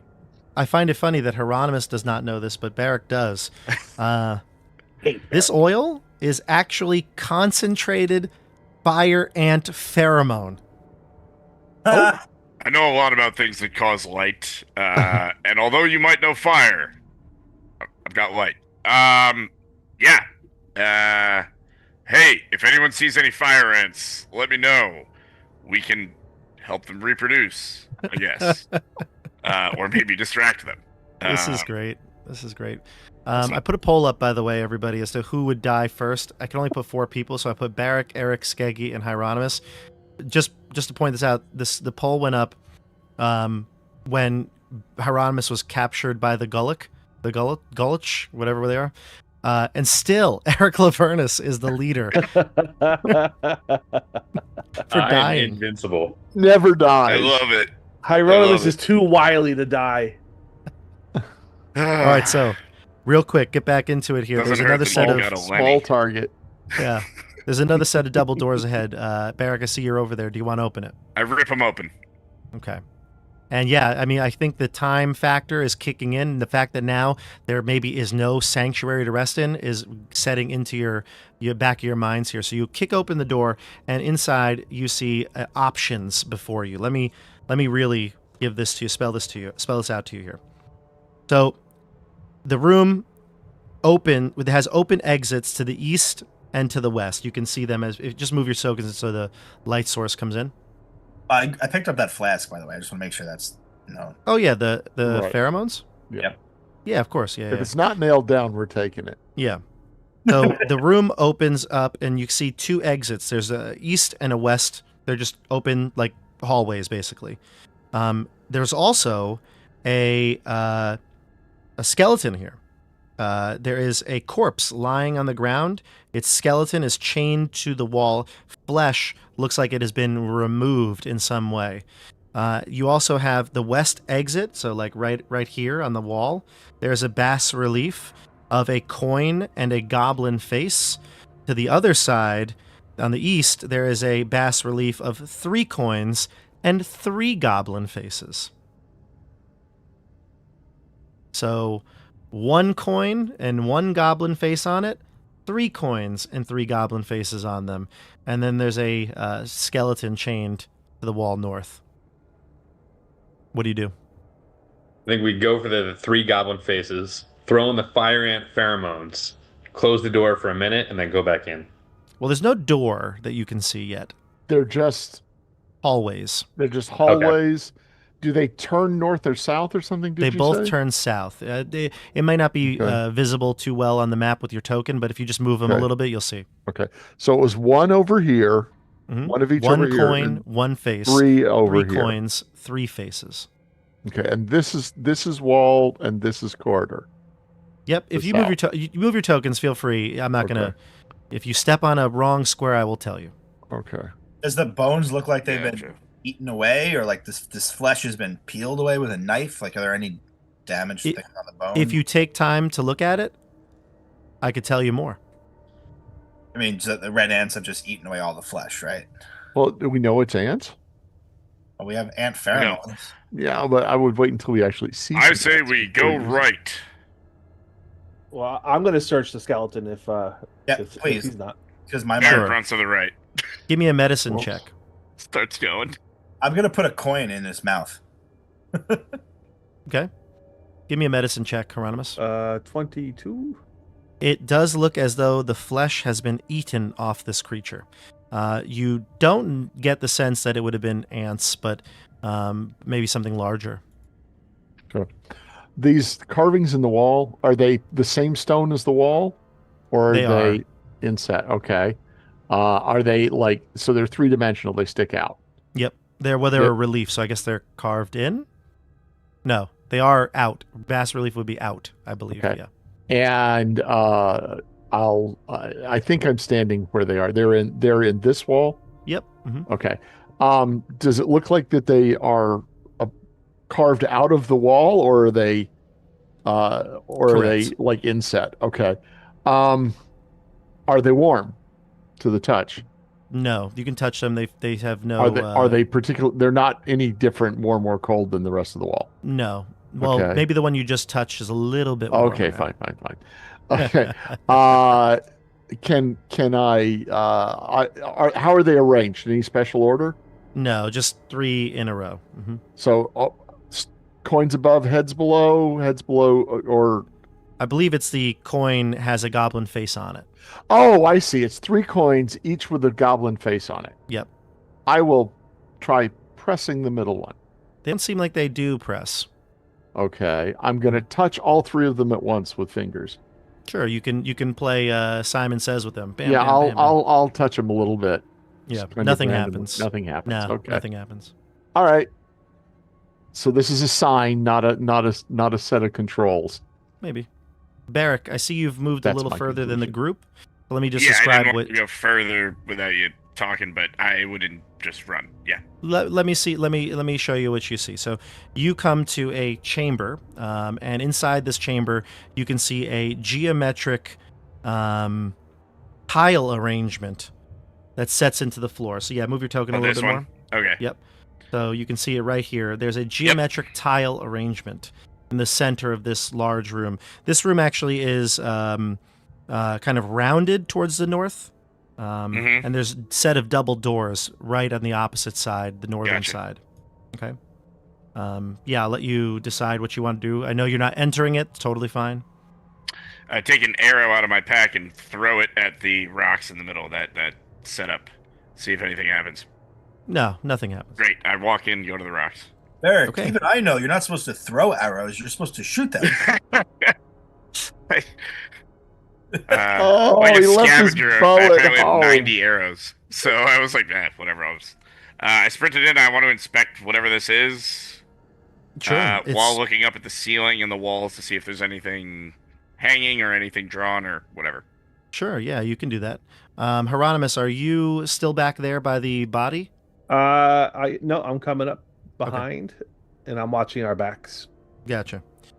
The stones that you see, these geometric tiles that are set into the floor, they do look like they are intricate.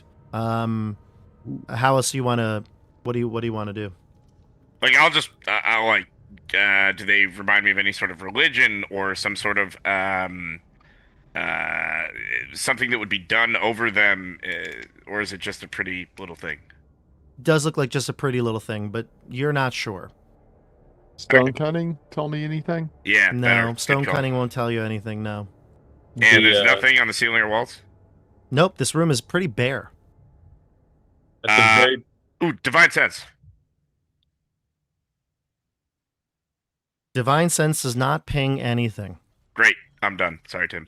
The very back of the room, this looks like it might be like a door, window, something. Is there anything at the top of this arch? It's a double door. There's no inscriptions, insignias, nothing. Can I see if it's locked? Can I try it and see if it's locked? Yeah, you can try. Yeah. All right. Is it locked? It will open, and as if you want, I'm gonna look back at the group. No one seems to say don't open it, and I'm gonna slowly open it. Wait, we used to play this game when I was a kid. It was called Pick Up Rocks.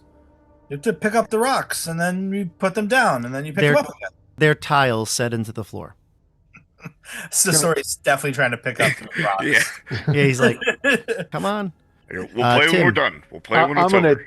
tap them with the butt of my axe just to see if they sound hollow or if they move or wiggle or anything like that. I thought you were talking about Sasori. I'll tap him with the butt of my axe. Definitely hollow. Tim opens the door. Hold on a second. Tim opens the door, and as he does, Skeggy taps the tiles, and they seem solid. Nothing happened, but the door, once it unlocks and not unlocks, but you hear the click of the plunger kind of go in. Yeah, the handle turns. The something appears on the stone tiles. Give me a D4, Eric. D4. Oh boy. 1. A 1, you say, huh? A solid 1. My rolls have been incredible all night. This all could right. be incredible. Probably a table roll. It is a table roll, and Hopefully. 2 cockatrices appear in the room and attack. Roll initiative. Gosh, diddly. I'm just going to say you got the absolute best result here. It's like best result for you or best result for like us? It was only going to get worse from there. Yeah. Okay. At the end, I can tell you what's on that. How with the initiative, Tim? I get 1 good roll. It's on initiative against cockatrice. Great. All right. What's the initiative here? Tim. 17 for Eric. 12 for Eric. All right. And Skeggy? 12. 12 for Skeggy. 12 for Sasori. 12 for Sasori. I'll put Sasori and Skeggy 12? ahead because I think they have... It says 10. Oh, That's 10. an 8 plus 2. Yeah. 10. Oh, 10. okay, gotcha. And So then we dice got... said 12, but I guess they were his die. Sorry. No worries. Hieronymus Colors- with a 4. Colors matter. Okay, so Eric, Skeggy, Barrick, Sasori, Hyro. Let's do it. Eric, you go first. I got to roll initiative for the cockatrice. I'm going to try and cast Guiding Bolt. I'll take the one on the left side first. Okay, go for it. So it's me a D20. Let's see. D20 plus 4. Oops. That's a 14. 14. You hit. Oh, great. Okay. Hey! Finally. And then 4d6s. Whoa. 16 damage to the one on the left. Hey now. Radiant damage, if it matters. You're Radiant an damage. all-star. So it doesn't matter the type of damage, but 16 is big. It's still alive, which is surprising. That was a big hit. And the cockatrice is just like searing with radiant energy. Got some fried cockatrice coming up. Mm. And the next person to attack that same one gets advantage on the attack. All right, so this one right here has an advantage against it. Oh. Or this one. The one on the left, the first one you said. The left, yeah, okay. I'm still frightened though, right? Do you want me to re-roll that d20? You know, it might have been an hour. It might have been an hour. Let's say it's been an hour. I think it's been I think just we about. need a break. Yeah, I think it's just about an hour. Yeah. Cool. All right, go for it, Barrick. Oh, sorry, Skeggy. Skeggy. I did this to Skeggy last initiative. I got to get it right here. That's okay. I'll whack the one in front of me and let Sasori clean up the damaged one. Okay. Okay. Action. Great axe. There we go. 22. Nice. Well done. Okay. That I assume hits. Oh, yeah. The damage is a 15. Wow. Maximum. You guys are doing great here, and you can fight cockatrice all day long. All right. I'm good. All right. Barrick. I say, well done, shield wall brother, as I swing away. I've got no shield. 21. Got blind human. You hit too. And I do 9 bludgeoning damage. Wow. Splat. Heck yeah. This cockatrice is hurting real bad here. So, Ooh. but it's still kicking. We go to Sasori. All right. So, at the end of my turn. So sorry. If you get next to me, I can help you. I have advantage on this one because of Tim's attack. Eric's attack. Eric's attack. Who's Who's Tim?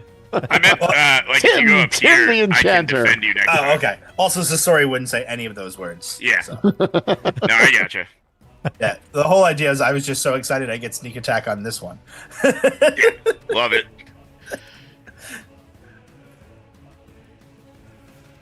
Attacking short sword. That'll be There it. we go. So you're attacking Wow. the one that is close to Here Barrack? it is.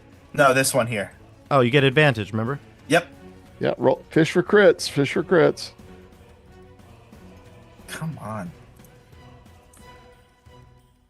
Oh, It was real close.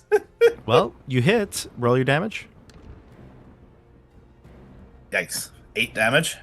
8 damage. Do you get sneak attack on this one? Yeah, because I have advantage. Who's- Oh, has it- okay. Is that automatically give you sneak attack? I forget. Yes, that's one of the Okay. two features at this point. Gotcha. Okay. Still alive? Let's see. It was a total of 8. It is still alive. All right, dagger. Advantage?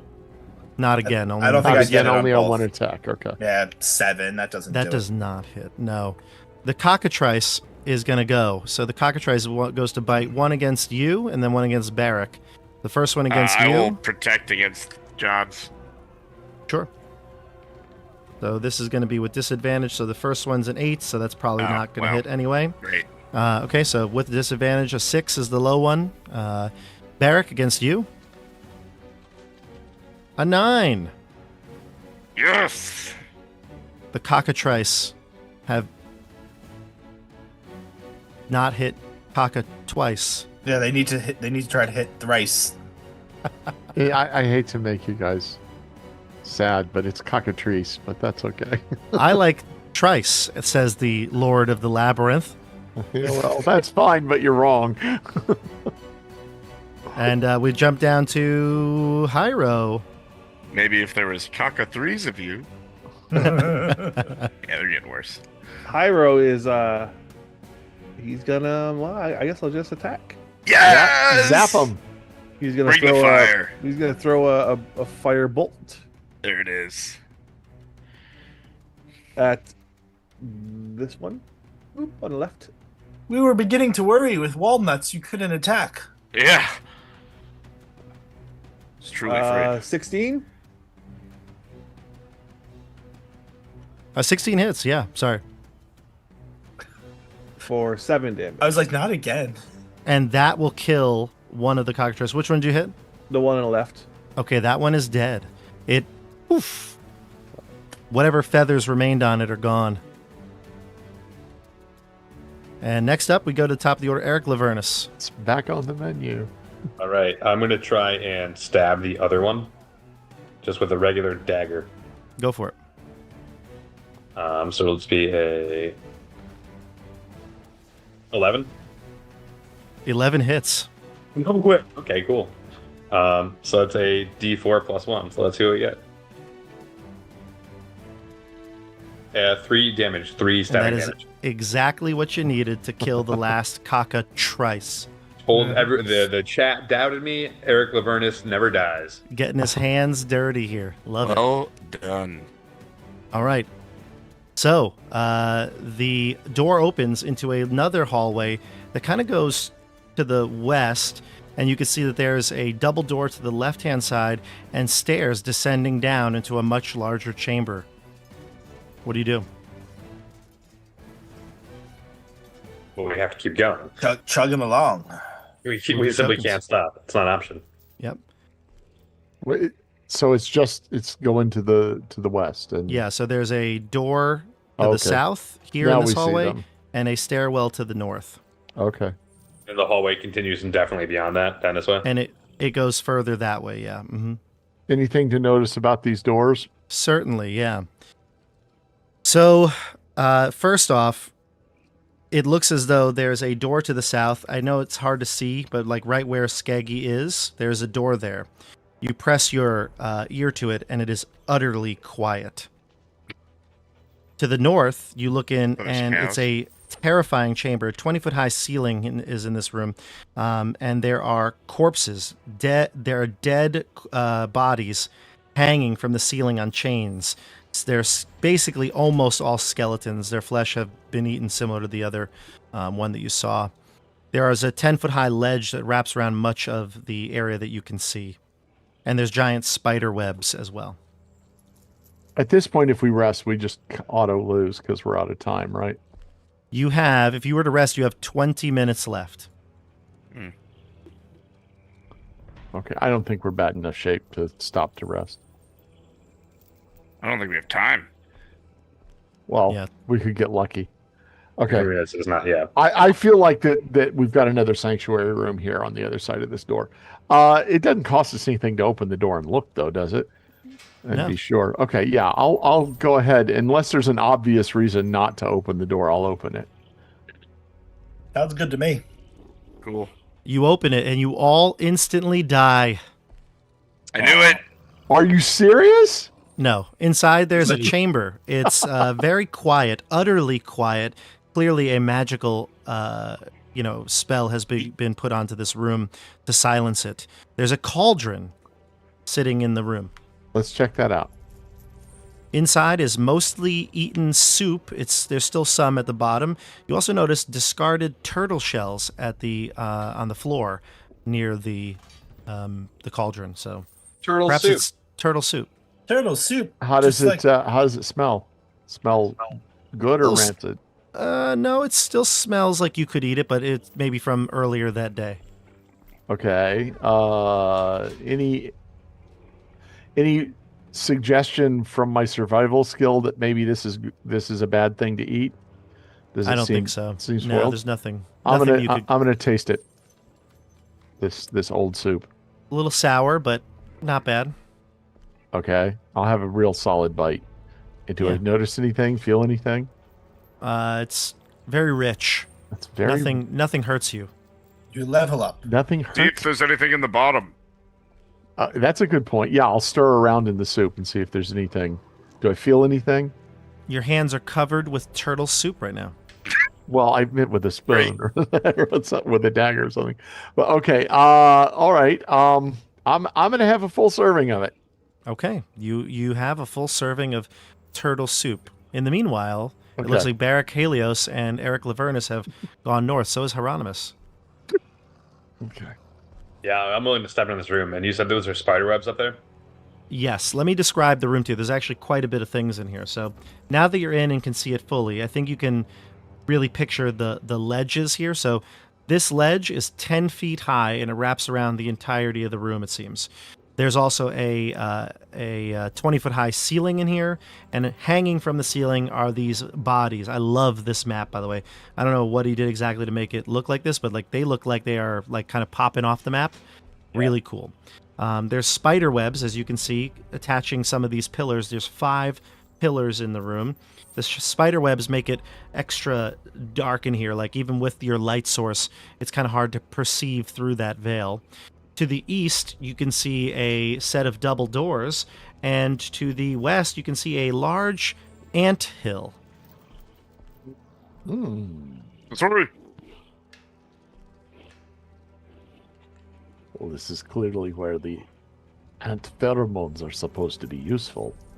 Or not useful. So sorry. What if you take the pheromones and lead the ants away down the hall? We will never see you again, but we will remember you bravely. Have we seen any ants or evidence of ants other than the ant hill? No. If you want, you can inspect the ant hill, but you'd have to go in. All right. I go in. Go into the anthill. Take a look. Okay. As you walk in and start inspecting things, who's approaching the anthill? Barak said he was, but I'll go. I'll go inspect it, but I want Sasori, have the pheromones ready to throw them in the corner and smash that open to distract them. Got it. I go inspect the anthill. Which corner? Barrack, as you enter, away from me. As you head towards the anthill, from behind the spider-webbed pillars, the bugbear that you had seen before, Billigaz, roars a mighty war cry and heads out towards you with his weapons, his claws drawn.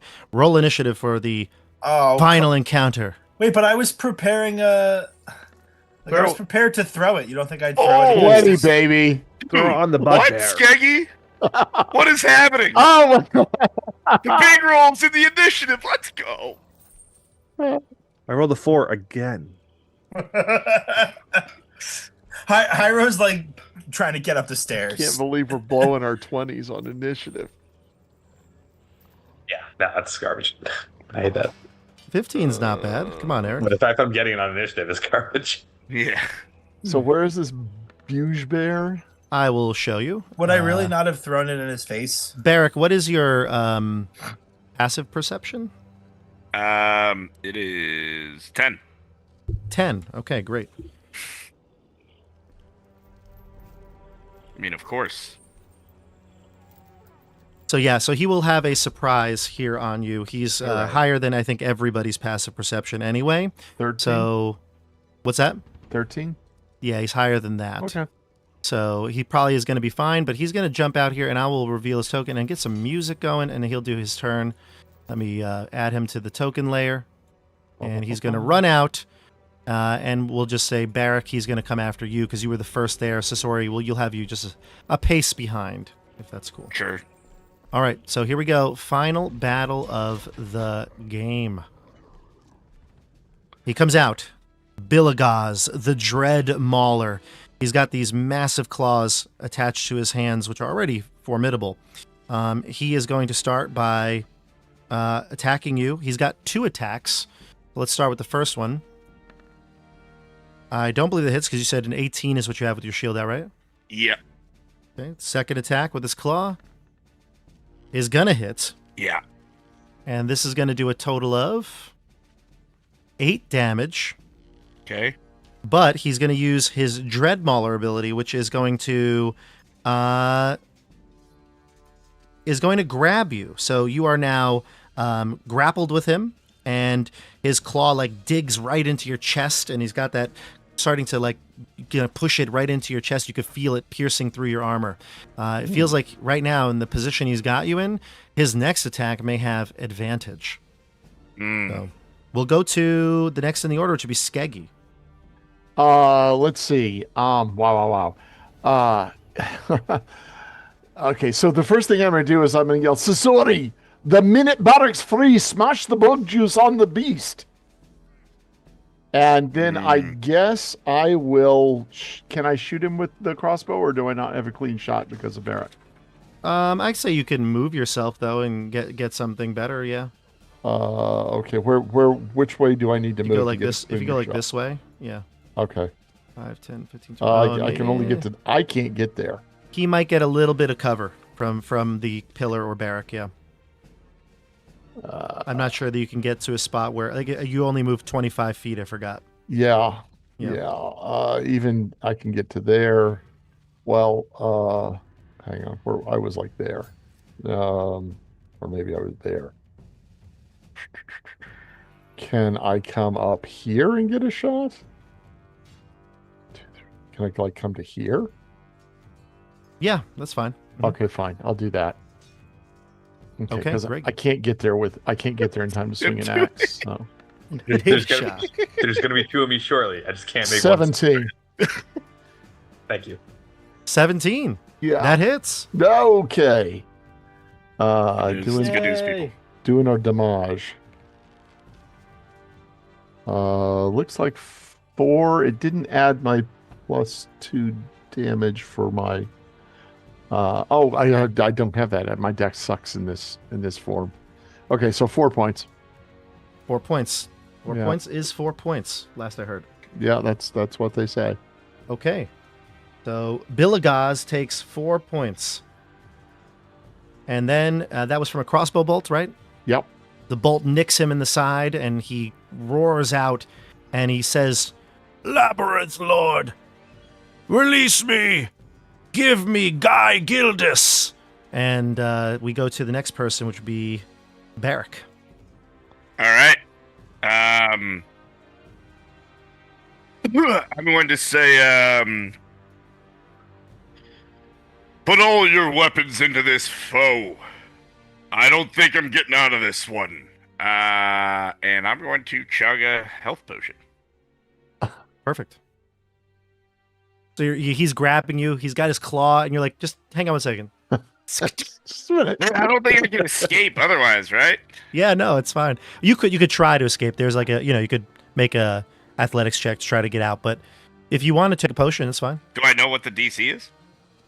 Yeah, the DC for this will be 15. Have faith in the dice. All right, we're gonna do it. Probably got a 50-50 shot if you do that. Indeed, I do. Better than 50-50, right? Because 55. Fortune favors the bold. Yeah, 55-10 It is does not favor this guy, though. A 6. Who has 2 thumbs and didn't break loose? That guy. Barrick did. Excellent. And is Shield of Faith a bonus action? It is. Yeah, I guess I'll do that. Okay, so your AC goes to 20. There we go. Gotcha. Okay, next we go to... It would be Eric Lavernus. Sasori, you're on deck. I'm gonna cast. I'm gonna use my divine channel divinity to invoke duplicity.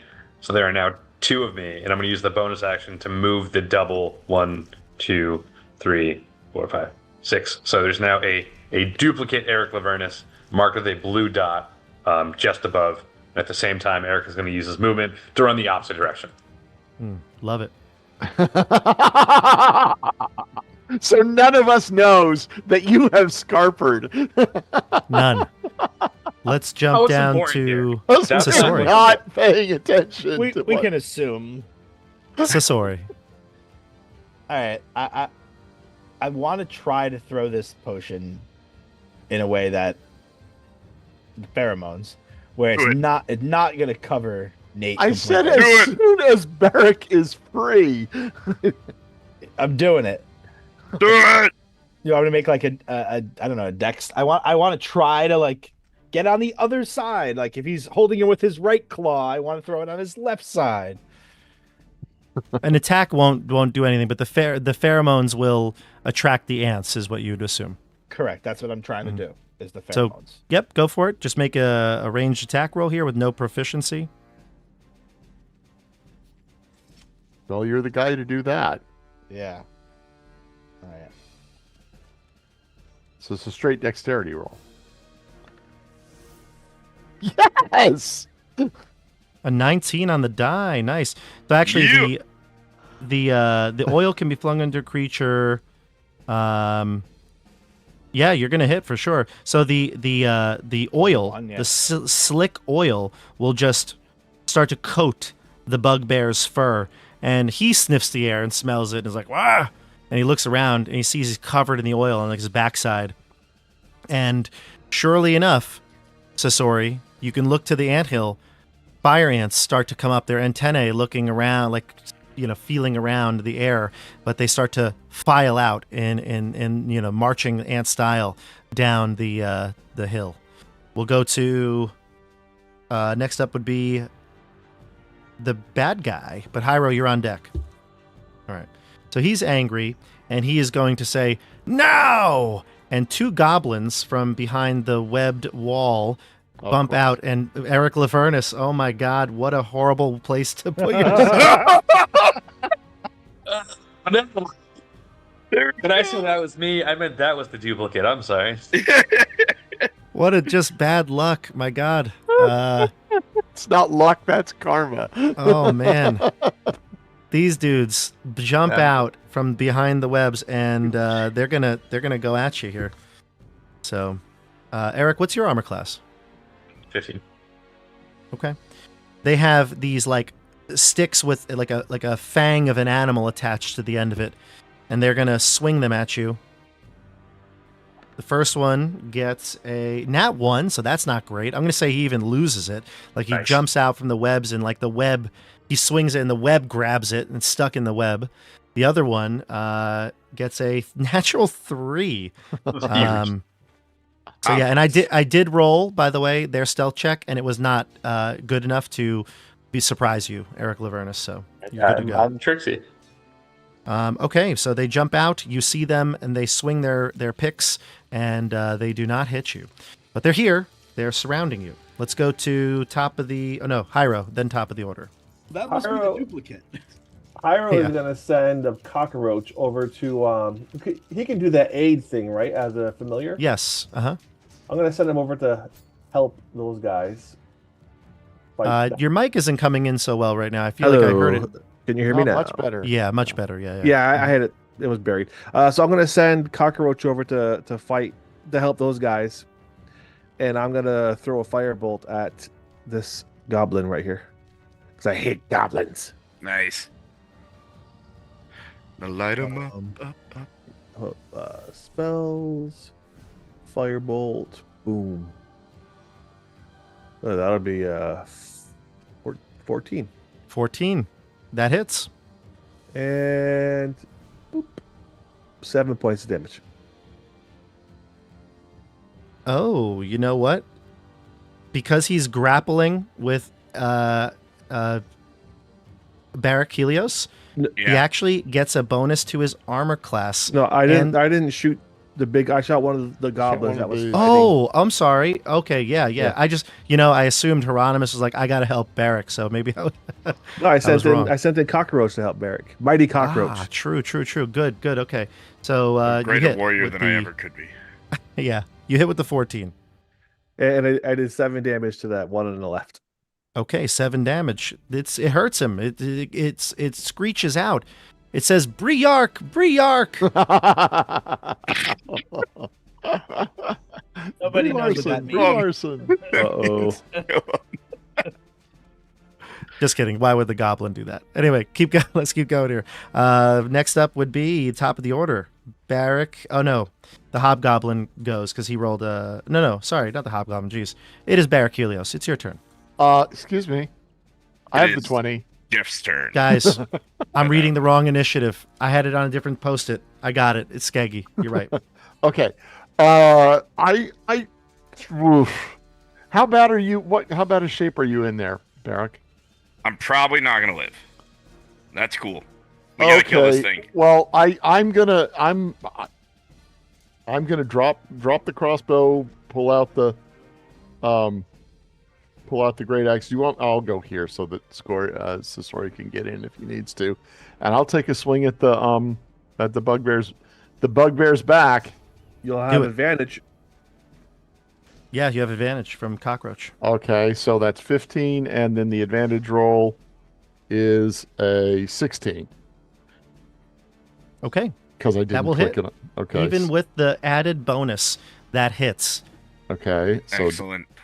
It's actually exactly what you needed, Jeff. A 15 would have missed. A 16 hit, so Cockroach saves the day here. Very good. So it's just 7 this time. 7. Well done, okay. Cockroach. 7 is still good. Okay, and I'm gonna bonus action second wind, and I'm gonna get a die. I think I get a D10 plus 2 for that. Perfect. So 1D10. Oh. Yeah, that's typical. So 1D10 plus 2. All right. Okay, hit. a little bit. And you gain 1 hit point or whatever it is back. 3, because my constitution. Barak, your attacks against you. Let's see. You are now. He's advantage on the next attack because he used his Dread Mauler ability. Actually, it's melee attack rolls, so it's all. He goes before me. I have a 19. Yeah. Okay. Should he have gone before me also? I made a mistake, Barak. He should have gone with the goblins. So he would have gotten his attack in. Okay, so do you want to do it now? Yeah, I'll do it now. Yeah. Yep. So here's the first attack with advantage. So I'm rolling 2 dice. We'll take the 7, but that's not going to hit. And then his second attack He's advantage on all of them? Yeah, on all of his attack rolls. Cool. While he's grappling you. So that one is going to hit because that's a 17 on the die. With his bonuses, it's over a 20. So he's going to do a total of 5. That was a low roll. Excellent. How about instead of him actually doing damage, I just pull myself, like I pull his blade into my chest further to get closer to him. Oh, he's gonna. Heck yeah. Excalibur. You're still alive, I assume, right? Yep. Throwing down the spear. Let's see. So he can apply another thing here. So he can actually. You need to give me a dexterity strength saving throw now. Okay. Yeah. Let's do that. I'm sorry. It is Strength is not saving as throw. good as I was hoping. No.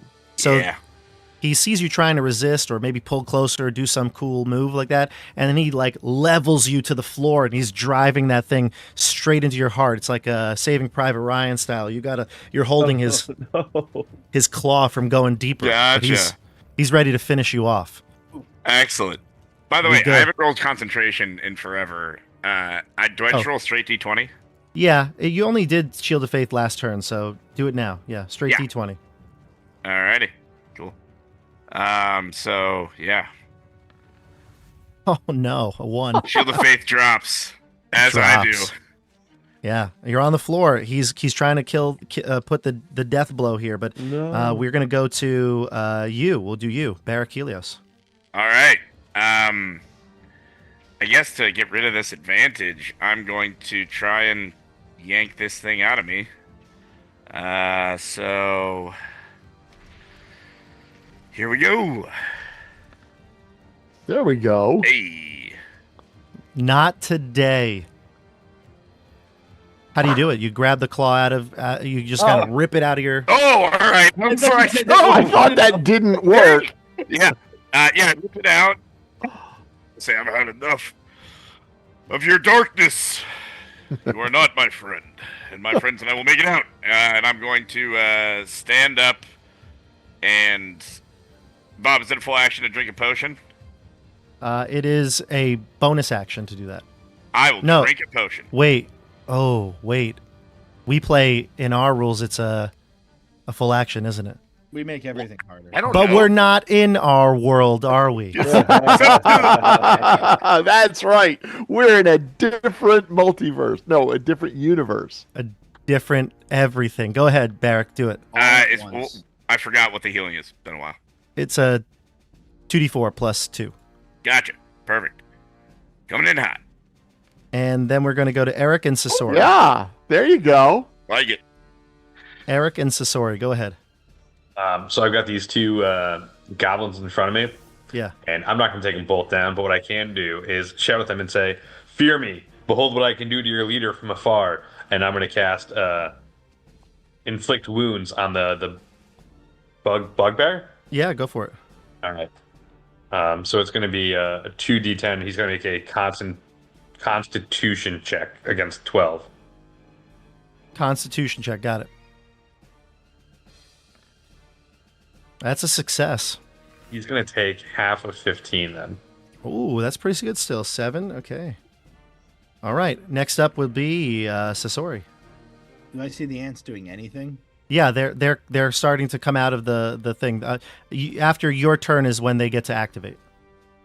Because you threw the pheromones at them. Yep. All right, so I'm going to go up and swing. First, my short sword. 22. That hits. You'll get sneak attack. I will, and I'm going to say, they call you a bugbear for a reason. Sorry, I thought that was a good... Baby.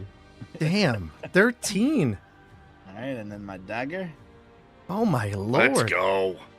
I get the dagger to hit once. 16. Yeah. Yeah. Oh, man. Sasori.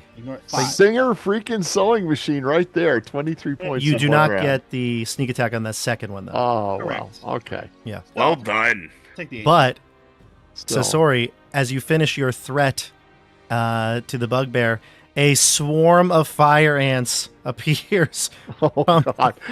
Oh no! from the mound, and because he has the pheromones, they swarm him, and you can hear his cries as they start to get into all the crevices of his armor, into his mouth and other orifices, and he just cries out, "Guy Gildas! I will have my revenge!" And then all of a sudden, all the ants cover his mouth, and he's being eaten to death. That is not a good way to go. I don't even wish that upon him, really. And then all the ants go back inside their home, right? No, but it's going to take a bit to kill him. So while they're doing that, the other goblins decide to run away behind and actually, no, they run towards the door here, and they start banging on it. Help us! Help us! Run away, run away. All right, next up would be Hyro. Wait, I want my movement. No, I guess. Oh yeah, go do your movement, and I can't hear you as well. Yeah. There you go. You could do your movement. Go ahead. All right. Center stage. I'm done. All right. Hyro, what do you do? I step up there, and I throw a firebolt at the one I had attacked previously Yep, go for it. for 3 damage. 3 damage. That kills him. Woo! Goblins! You're the Goblin Slayer. The other one holds its hands up and looks for relief here. We go to top of the order, Skeggy. Okay, let's see. Doesn't seem to be anything worthwhile going on down here anymore. So I'll scoop up my crossbow. I've come to here and survey the situation. That's the goblin. He's just at the end of my... And there's nothing else of interest in the room here that I can see. Nothing you can see now. Okay. Don't really have a clear shot at the goblin, even if you'll let me take the shot. So I will just double move. Okay. Next up would be Barrick. And just for time's sake, Barrick, are you planning on running? I am planning, on running. Since we have this room under control, out to here to make sure that there's nothing coming for us. Gotcha. No worries. Yeah. So we'll go to Eric next. Eric, what are you doing? I'm also going to boogie out then. This goblin is no threat to us, and he's leaving us alone from now on. He's seen enough trauma. I'm going to follow Barrick. Okay. Sweet. Oh. That's interesting. Then we go to, it would be Sasori. I thought we were going to go try to open the door he's been. Yeah, I thought so too. Apparently we didn't have a... Eric goes where Barrick does, so. My bad. Sorry. I didn't realize there was a door. Eric and Barrick. And Also- repeat. I'm going to throw a dagger from where I'm at. I'm a murderer. Go for it. Murder hobo. You know it. 19. Yeah, you hit. Go ahead. 6. 6. The dagger sticks into the goblin. No, please, no. And then we go to Hyro. He just cowers in fear here.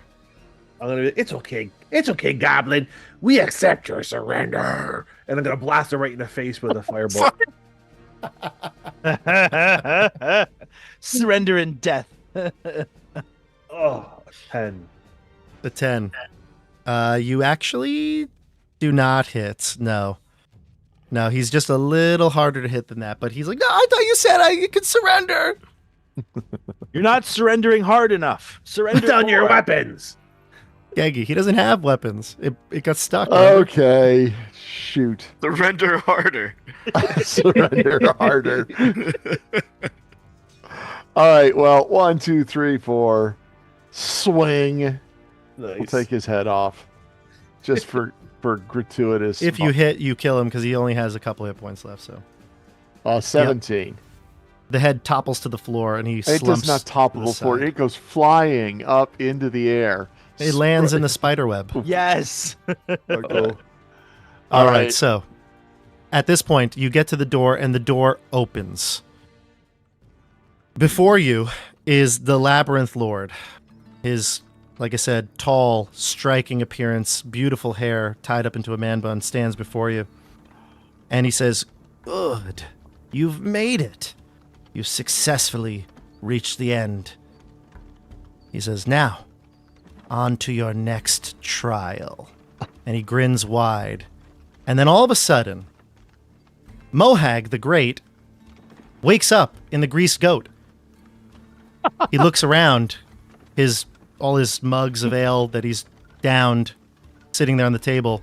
There's loud music being played, and Skeggy, you're sitting opposite him, and you're just finishing a tall tale of your youth when your muscles rippled and your war days, your glory days, leading armies, and you realize he fell asleep. It's all a Mohag dream. It was all. That's the worst. He was dreaming. Yeah, and he goes, "Oh, sorry, I must have dozed off. What were you saying about your muscles?" That Thursday night in Mohag's psyche, we got a lot of mixed feelings about this. Yeah, That was a long time ago, lad. Excellent. I object. I just had the weirdest dream. Did you know? Yeah, Yeah. it was kind of What fun. were you were doing there, in it? and you were there, and you were there. Yeah.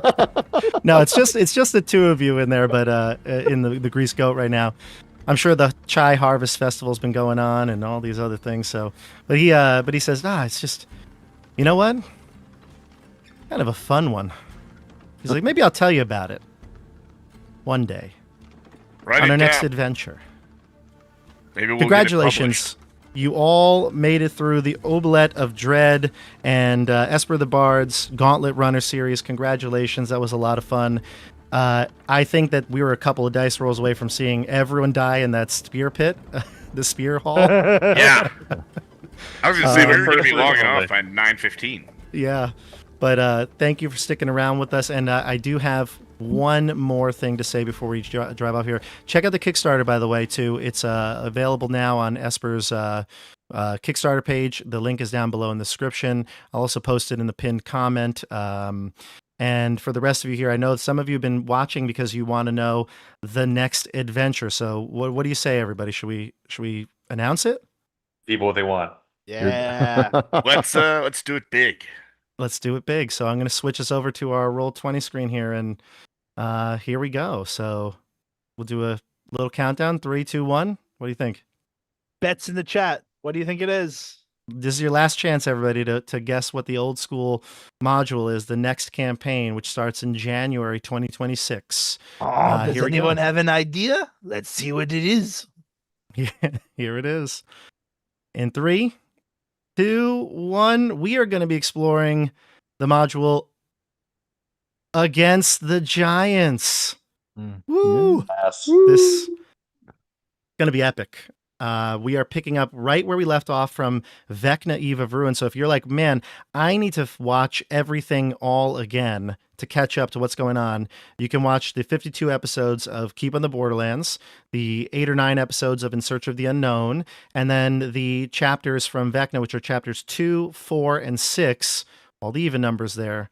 And you can see where the Char Coalition is now in Against the Giants. And we have one final announcement here, and this is the big surprise. They're not going to be well, you're not alone anyway. There's 5 of you, but we are adding Dasha, fan favorite on the channel, to the Keep on the Borderlands. We're calling this new the Saga of the Borderlands because we're no longer just the Keep crew. We are the Keep crew, the In Search of the Unknown crew, and we'll be adding Dasha in for Against the Giants. They're all very excited. Dasha's excited. We've been talking a lot about it, and I can't wait to reveal her character and what's in store for this adventure. But that's the big news, the big surprise. So we'll be back in January with this group. They'll be playing Against the Giants, and Dasha will be alongside the Keep crew. So thank you for watching, everybody. I hope you're all excited. Comment down below in the regular comments once this video is done and posted. Look at the algorithm going there. Let's give Esper the Bard a nice little bump. Check out all his stuff. I have links below in the description, and we will see you very soon on the tabletop. Have a good night, everybody. Night, everybody. Good night. See you.